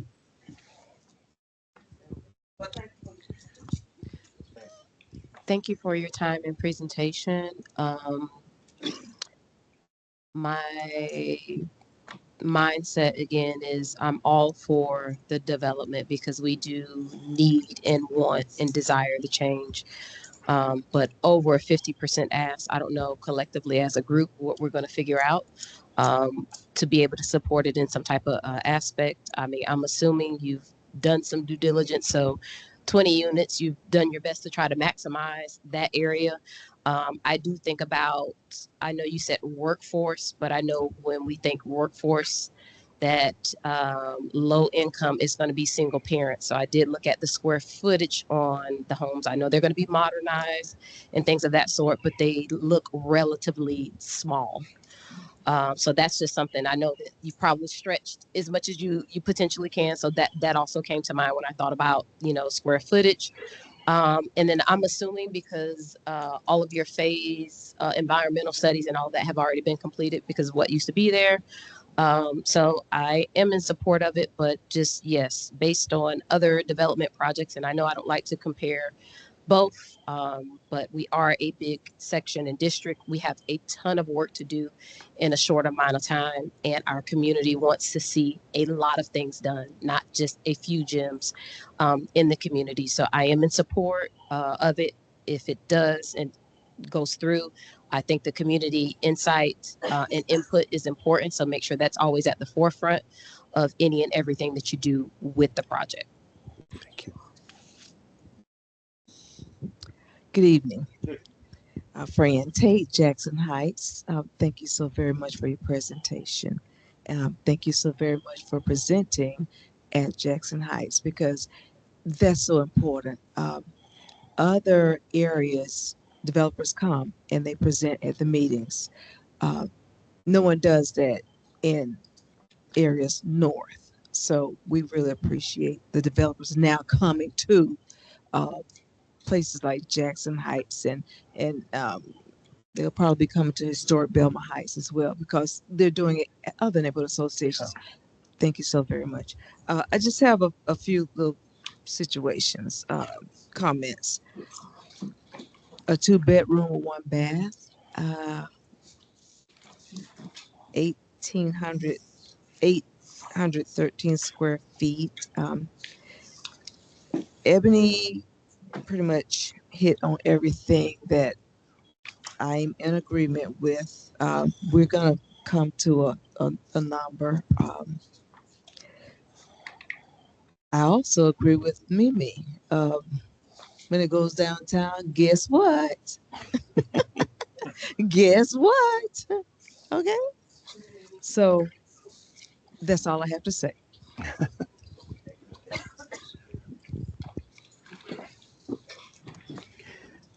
Thank you for the presentation, Miguel and Thad. I think that this is something that is thoroughly needed by the community.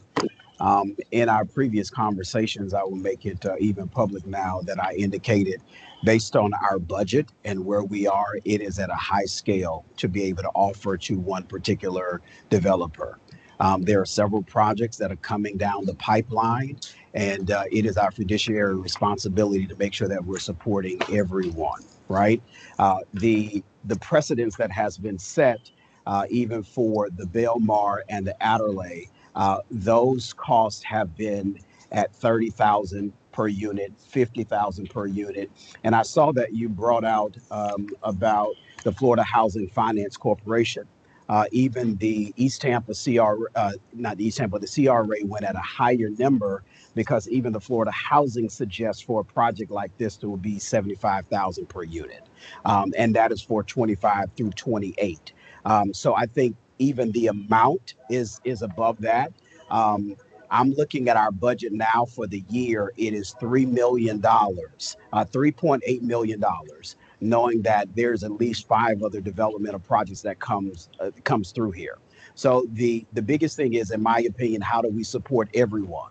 I don't think we can carry anyone's project completely all the way, but we have to be responsible to say that we're supporting as many developmental projects around East Tampa and not one particular area.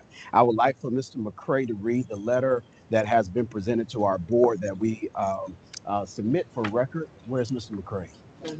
Yeah, please read the recommendation from the CRA staff. So this memo was created by Ms. Parks in her absence. Urban Reworks has submitted an application for a developer subsidy in the amount of $5 million for a housing redevelopment project located at 2914 North Nebraska Avenue, just south of Flora, Nebraska and East 21st Avenue intersection within the VME Board neighborhood of East Tampa Community Redevelopment Area. This area is a key focus in the ongoing revitalization efforts of Tampa. The proposed development, named this Vincente Ebor House, will be a mixed-use project consisting of 20 units designated as 100% affordable housing. The project will feature, and it covers the bedrooms and the like, and the square footage for the retail space and parking, rear parking available for 20 vehicles. All units will be available to households earning up to 80% of the area median income. This project represents a significant step towards enhancing and the affordable housing stock in our community and stimulating economic activity. Staff did recommend a developer subsidy of up to $100,000 per unit for Urban Reworks Vincente Ebor House project, which comprises of 20 units. This proposal totals, if the CAC decides to go with that recommendation, will be up to $2 million for the initiative. The subsidy does align with our strategic objectives to enhance affordable housing options in East Tampa community redevelopment area and supports revitalization within the VME Board neighborhood. Providing this financial assistance, we will facilitate the successful development of the project that is crucial for the community, offering 100% affordable housing and contributing to the activation of North Nebraska Avenue. And then it just goes into discussing the slide with the AMI subsidy amounts and describes the physical impact being up to $2 million coming from the East Tampa CRA budget, specifically unit creation and conversion budget line item for FY 26 and 27. All right, that has been read into the record of what the recommendation is from the CRA staff for $2 million over FY 26 and 27. At this time, are there any proposals for a motion? No, I have more comments. Okay, more comments, unreadiness. Yes, sir. Okay, so Does he need the mic to do that? Should pass the mic, please. For the comments? Thank you, sir. so first for the chair, Mr. Reverend Dr. Johnson, I appreciate you striving for efficiency, but I think the presenter's responses inform our questions. So maybe we don't go 3 or 4 people asking questions before they give a response, but if we just do it more iterative, I think we have better informed questions going forward. But thank you for your attempt at achieving efficiency. So I think we can all agree that aesthetically, this is an improvement from what exists right now in that car wash. You know, I'm very familiar with the intersection of 21st and Nebraska, Nebraska, however you want to call that street. But now the comment I made about the gauntlet on MLK, you know, if you're traveling westbound on 21st, you make that left on Nebraska, that brings that left lane to your knees, right? So I will ask that you also look at infrastructure development or working with the city. And maybe Craig will correct me again about this being either a state or a city thoroughfare, but it's important that you look at that because I'm thinking about the density, right? You have the car wash there right now, maybe 5 or 6 bays. So you don't have a lot of traffic. Okay, 4 bays. But now you're talking about up to 20 people or 20 cars, you know, that's going to be in this area. So just keep that in mind with that intersection right there, Nebraska, Nebraska, maybe coordinate with the city if possible. That's the first thing. So we talk about one Tampa. I will tell you, and I think Andrea probably saw my notes, but geography matters, right? And we talked about this with the Haya house as well. I don't think East Tampa residents want to not support Ybor City or other things that are going north of Ybor City, but geography matters, and unfortunately, this falls north of I-4, right? But we're calling this the Vicente Ybor project. And if you think about the history of East Tampa, and as I defined, the 3 prominent neighborhoods in East Tampa are Jackson Heights, historic Belmont Heights, and College Hill.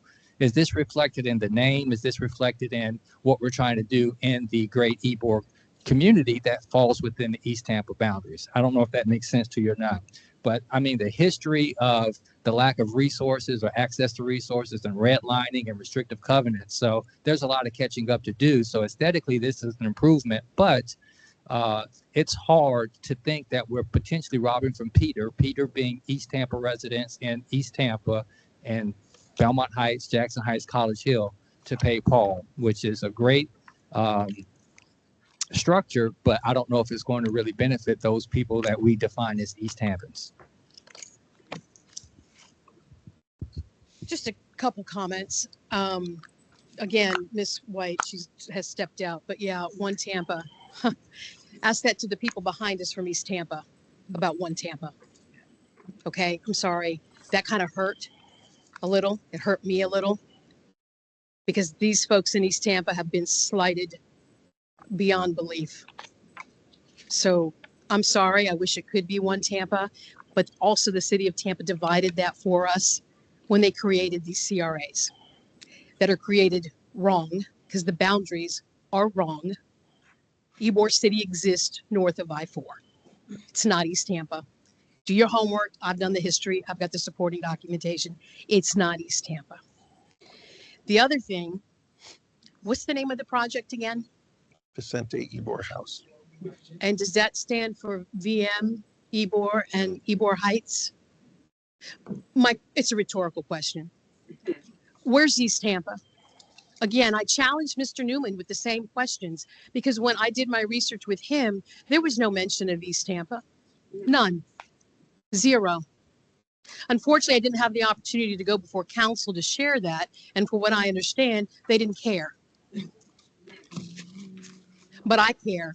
And I'm not going to stop talking about it. And I'm not going to stop preaching about it. Whether they care or they don't care, I care. And I know there's people behind me that care. And I will be their voice because I can be. So for me, you're naming a project after two neighborhood associations that somebody from Tampa has never even heard of. They never existed. These are make-up neighborhood associations so they could take stock in this CRA for East Tampa. And that's the truth. Where is East Tampa in this project? And I challenge my committee members to pay attention. Please. We represent the East Tampa community. Please. I'm begging you, please. You mentioned something about the cost, and this is why you've asked for $5 million. And I say this with due respect, sir. I really do. This is your industry that you chose. Cost is, it is what it is. You chose this industry, that's what comes with it. I say the same thing to my cousin who's a teacher when she complains. You chose that industry. If you don't like it, get out. So there's no sympathy from me when I hear those kinds of things.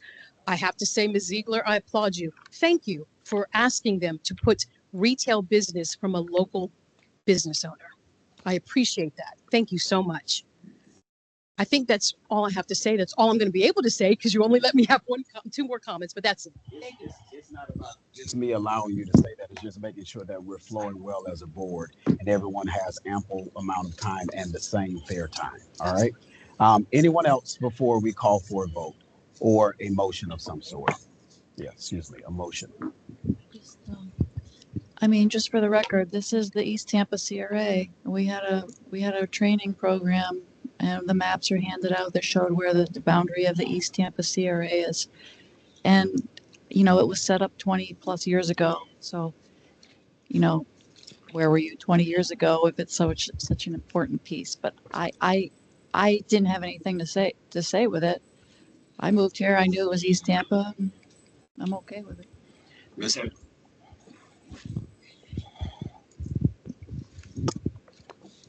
Keep it on that side of this one, Ms. Hill here.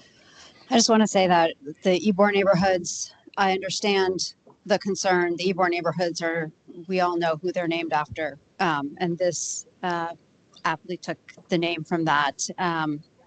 It's definitely not named after our neighborhood, but named after Mr. Ybor himself. I just want to go back to the numbers. The overall project cost is $9.4 million. So with a $5 million ask, the CRA is covering more than half of the project budget. Is that correct based on what I'm seeing? The request is for the CRA to cover approximately 90% of the construction cost. Okay. And so right now in our kind of draft 2026 budget, the affordable housing initiatives, and that is every program that goes from infill housing to rehab and renovation, that entire bucket is only $7 million. And so this is about 70%, give or take, of that entire bucket. Even at the $2 million mark that came from Ms. Parks, the city recommendation, that's 28% of that bucket towards a single project.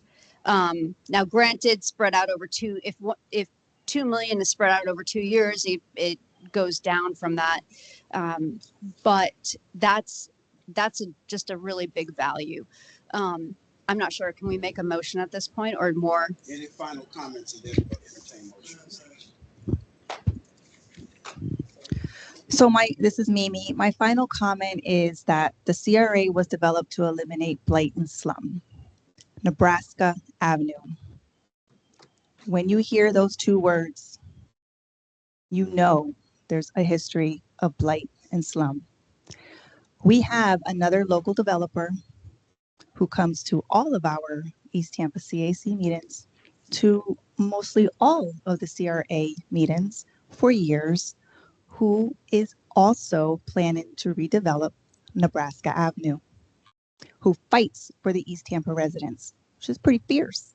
And she vocalized in public comment, she supports this project. CRAs are to eliminate blight and slum, period. Nebraska Avenue for decades has been ignored. Ignored. We all know that. And we know that it is a Black and brown community. We see it and we know it. I live in this neighborhood and I want to live in this neighborhood. I don't want it to be Water Street. I see the human misery and suffering on this corridor. We have an opportunity to start changing that. We cannot punish this developer for other ideations and values that we have. That's all I have to say. Any other comments? All right, we'll entertain a motion.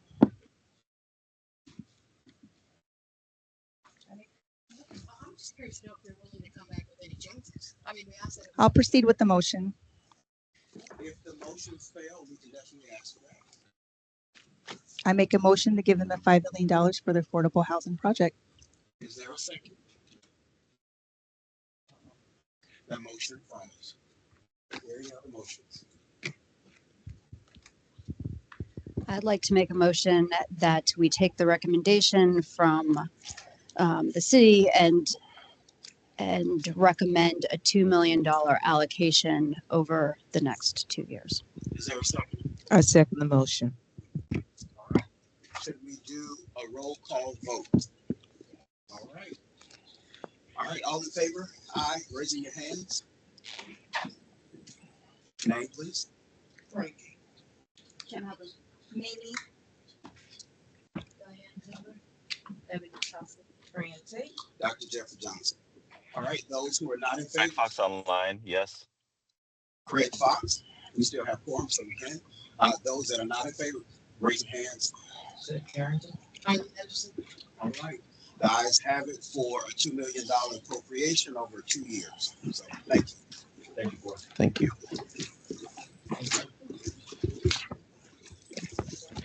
Mr. McCray, you're next on the agenda. Thank you.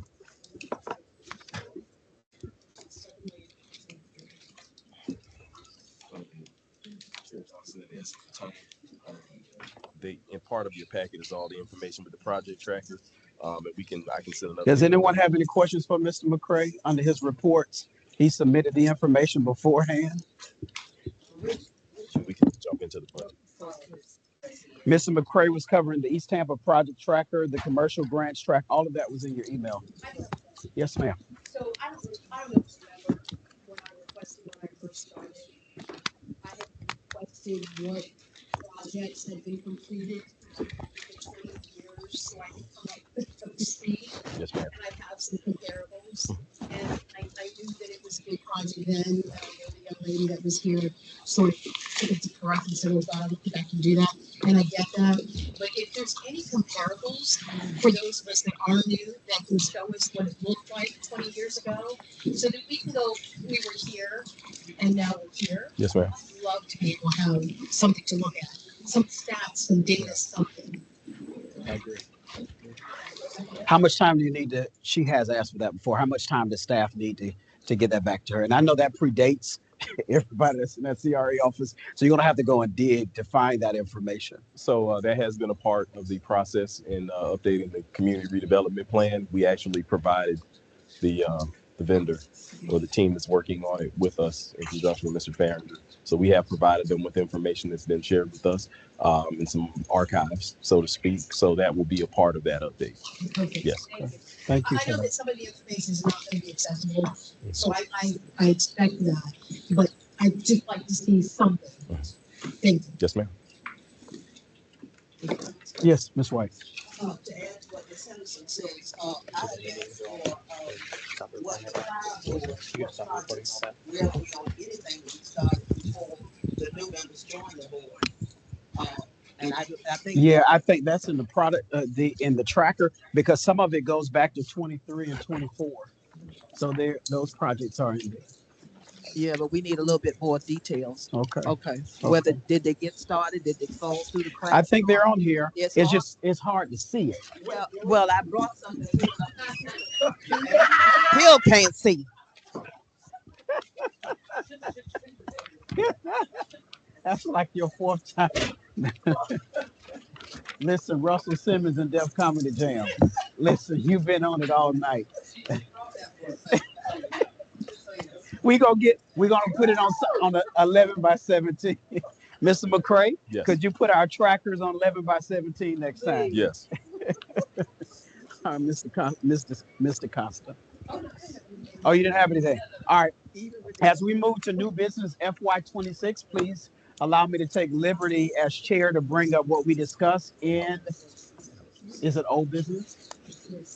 Go ahead, quickly. Manager McCray, Yes, ma'am. could you please update on the legislative update concerning? So yes, you all are aware of House Bill 991 that was going through the Florida House, and then Senate Bill 1242. It did pass in the House. They were, I'm sorry. The House bill. Yes, and It fell in yes, the Senate. but there was a few things that popped up during the legislative session that probably took some of the tension off of the bill that was running through the Senate. So as it stands right now, it is at an impasse. They have continued the session to June 6th, but that is just to focus on the budget. At last report, they were about $4 billion apart. And so it looks like we're going to receive a reprieve for this year. But I'm sure at some point there may be some focused attention back on the community redevelopment areas in the state of Florida. So, Well, I'm glad the Hope Project allowed them to deviate from the CRA. So that was good for us. New business, those that came to our budget workshop, if you will give me at liberty to share this as chair, we were short one person to have a quorum. And I know some people could not attend. We looked at from our current budget, what could be moved to support the development and the developers that are coming for affordable housing, down payment assistance, and some other things. And we suggested there was a $6.5 million movement that we can make without interrupting anything that we need to do in FY25 to kind of expedite some of the projects that we need. Those who are new on the board, the purpose is to spend all your money by the end of the fiscal year. I don't think that's been accomplished probably since the CRA has been established. The reason why you see $30 million is because there's been a rollover every year. That's not the purpose of that. The money comes for us to support the community, to support businesses, and we need to give this out. Whether it is commercial exterior grants or interior grants, we need to support the businesses as much as possible. So we went through this, the 7 of us. I believe that you trust us enough to know that those dollars will be reappropriated for the purpose of what we need to do. And they came from several line items, but they were to go back into affordable housing, down payment assistance. Was there a third category? I think those are the main two. yes. Because DPA is ran out, and there's a waiting list of people who are trying to buy homes in East Tampa, and there's no money left. And so I can't call for that. But Mr. Carrington, I believe you remember the conversation, but it was a 6.5 million. And we pretty much were all in favor of that, of moving those dollars from FY25 where they are now to support some projects before the end of this year. And but if you would like to, yes, ma'am. Questions, and then we'll call for a motion. Thank you. Yes, ma'am. Are we going to get more specific? So because one of those is something that I had asked to combine funds. If you remember, I'd asked that we take funds from here and here, put it together. It involved the history, the cemetery, the preservation kind of thing. Pretty much everything that was asked, we did it. I just don't have that information in front of me. I'm sorry. But if you asked for that, I guarantee you we went by that to combine those figures. You included it already here. So I have one thing to add. Sure. The architectural study. Because, you know, the Newman, it wasn't an issue when he was presenting because that's what he was sticking to was the history and the architect. But, you know, I look at a project like this and I'm sorry, that's not what the community survey said that East Tampa wanted. They wanted hyper local. That's what they asked for. So this architectural study will give us a set of standards so that when we have developers step before us, we at least have a little say. Sort of like he had to go before the Latin Barrio Committee. We have the architectural committee with the city of Tampa that some of us here are very familiar with that are trying to relocate to Tampa Heights. So I really feel as a committee that it's something we should look at, especially we've now got the support of that community survey. Are you asking for that to be done this fiscal year? I'd like the funds allocated as quickly as possible because we don't know where we are with the CRA stuff. So we can get the study done ASAP. And just to be clear, the $6.5 million was removing from areas that were line items of dollars that were not being spent. Right. So, you know, we can still discuss how that $6.5 million is spent. It's just more or less moved from line items that's been carried over from fiscal year to fiscal year. Yes, that's correct. That's correct. So with this, I need to say this, committee, if we do this, we will probably have to meet again before our next CAC meeting to have another budget workshop so we can make sure that those items are plugged appropriately. Because if we wait once a month, we're going to be behind the ball. So we can get things done before September 30th. So I'm just saying, if we do this, right, we can make, if a motion was made tonight and we passed to do that $6.5 million, we have to come back together to say, this is where we want those dollars to go. So we will need everybody to be here and we will need a quorum. All right. Okay. All right. Ms. Headland and then Ms. Ziegler. Well, I just wanted some additional information. There was 400,000 that was allocated over under professional services. It looks like maybe that was just under professional services. Is that something where the architectural study could fall under that line Yep. item and it would be covered there? Yep. Okay. Yep. Because there are two places for professional studies. So the CRP group was coming from out of that, and then we had additional dollars to do that architectural design.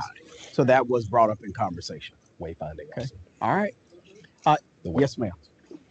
I just want to say this out loud because I had been rereading the original CRP from 2004, where it says it is.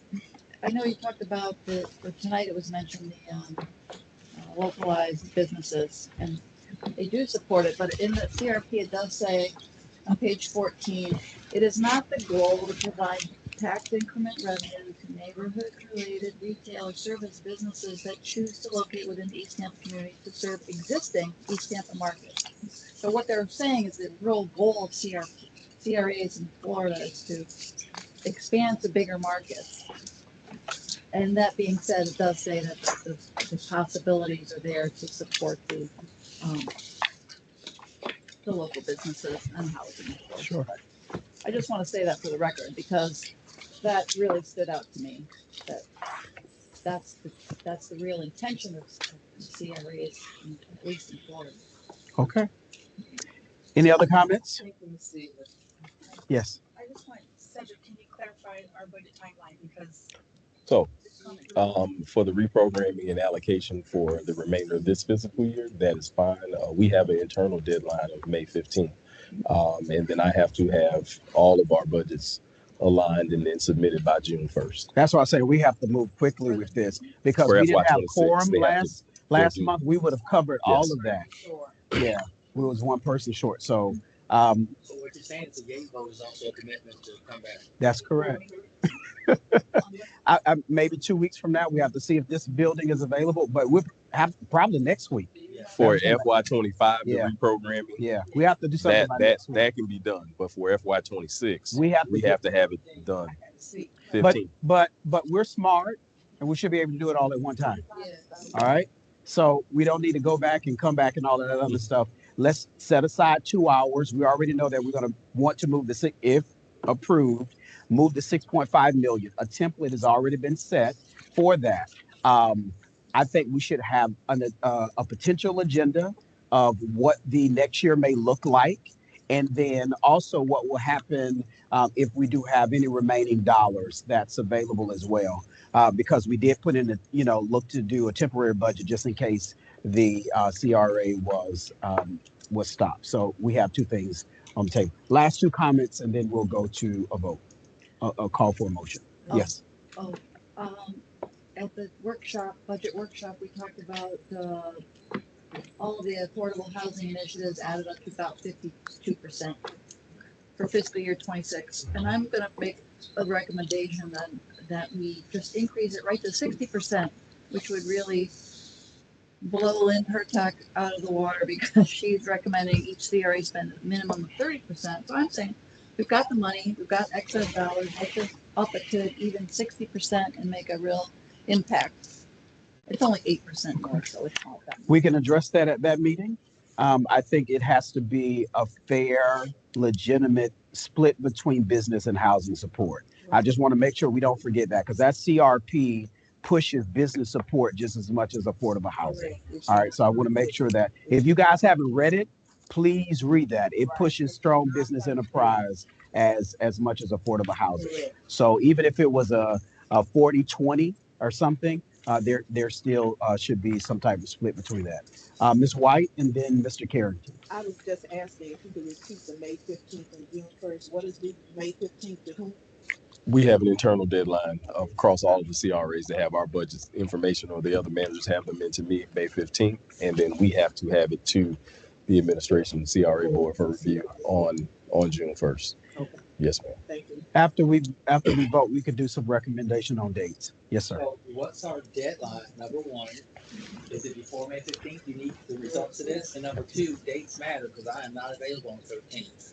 I was going to propose the 12th. Next Monday night. Next Monday night. That's Monday. Yep, next Monday. Monday after Mother's Day. We just need a quorum. The rest can be virtual. We at least need 8 people in the room. Yeah. So, but let's do. I'm calling for a motion. I can't call it myself, but if someone will, I asked for Mr. Carrington if he will, because I know that we discussed in detail about the $6.5 million. Sir, I move that we revisit this budget discussion. I move that we allocate money that was not used in previous budget years, that we identified to transfer to FY 25-26. I move that we revisit that discussion so we can update the budget before May 15th. Second. All right, and that is for 6.5 million, correct? Yes. All right, it has been properly moved and second. All in favor by the raising of your hand. It is unanimous. I think so. I don't mind. Craig, thank you. So it is unanimous. All right, now dates. I'm throwing that out. Can we meet? We'll have to find a location, but can we meet on the 11th? Anybody? Sunday? I mean, not Sunday, Monday. Yes, I'm good. Close your eyes, woman of God. Yeah, I'm about to attack you. So we need to get commitments if that Monday night is available. Okay. Okay. Okay. That is unanimous. Praise the Lord. See how we work. God is good. All right, 6 o'clock. Okay. Okay. Do we have a quorum? Yeah, we have a quorum. We have a quorum. We're just waiting for Mr. McCray to identify a location. If this building is not available, with 6 o'clock on Monday, and then we just have to find location. Yes. Our precedent, but yes, we will try to find a date and a location. Okay. Or a location. Well, he's gonna find out first to see what's available. This may be available, but we'll see. But next Monday at 6 o'clock, please put that down on your calendars. I say thank you to all of you. This was a meaty meeting. Mr. McCray, we won't have 3 presentations again. No. Okay. But June will be heavy. Okay. Yes. All right. Well, and but we have some other I'm fine applications with that are the coming in. efficiency because we got a lot accomplished, and it wasn't a lot of bantering. So I don't mind staying for a 3-hour meeting where it is, efficient instead of a bunch of. All right. Do I have a motion for adjournment? Yes, go ahead. Sorry, I was looking for So if you guys know any 2025 seniors, I'm doing my 5th annual $500 scholarship giveaway that I do every single year. I will get my flyer and information over to Cedric to get out to you guys. And it's not just for anyone going to college. So trade school, all of that. I have a few small requirements, but over the last couple of years, I've been able to assist a lot of kids who are going to tech school, pay for books, all of that stuff. So Look at God. I will get information to Cedric, but if you know any seniors, I will get the information you have. So just put the word out and contact me. Thank you. Motion has been made by Mr. Carrington, second by Ms. Tate. Meeting is adjourned. Please remember to share with neighborhood associations about the meeting on May 15th. No, May 12th. May 12th. No, not the budget. Oh, yeah. CRP. Also, Yeah, 15th. ladies and gentlemen, please look at the budget. There is facade money, commercial, exterior, and interior dollars in our budget for current businesses, right? So when she talked about the businesses on 34th Street, there are dollars there. Anything under $150,000 does not have to come to our board. Anything over $150,000 comes here. So they just need to fill out the request to consult with the team and, get in plug and play to get what they need. We have to spread to the businesses the monies that are available, what they need. But I want to make it public to make sure that we're on top of it. No, I'm talking about, those dollars are still in FY25. Yeah, we still got. You have commercial, interior, and exterior. You have the facade program. Those are all dollars to help businesses. Has there been a Yes, change? no, I'll get with you. Just I'll get with you. No, this is for 26. We're still here. Monday, and that's Have the grants been changed that are available now? Am I driving the truck? I can switch. I drove my truck so we can switch. Tell your husband you're not bringing your car home tonight. We switching. My Lexus still drives good.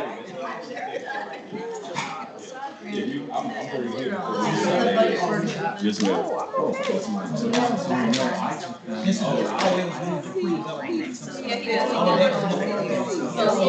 Did we have mistakes? Okay.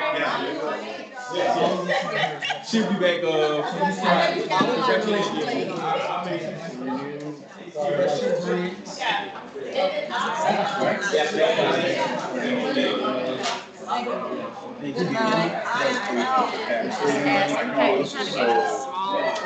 Some of the stuff that was discussed, I kind of already on like certain things that I have to do. I already have another phone. I don't have I think I have to do.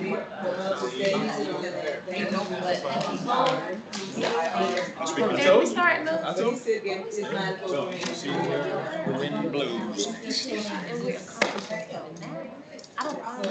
thank you to everyone. Thank you, Diane. Thank you very much. And it's okay. Excellent job. No, excellent job. We are having to retail. So thanks for recommending another one. And I've been, and that's, and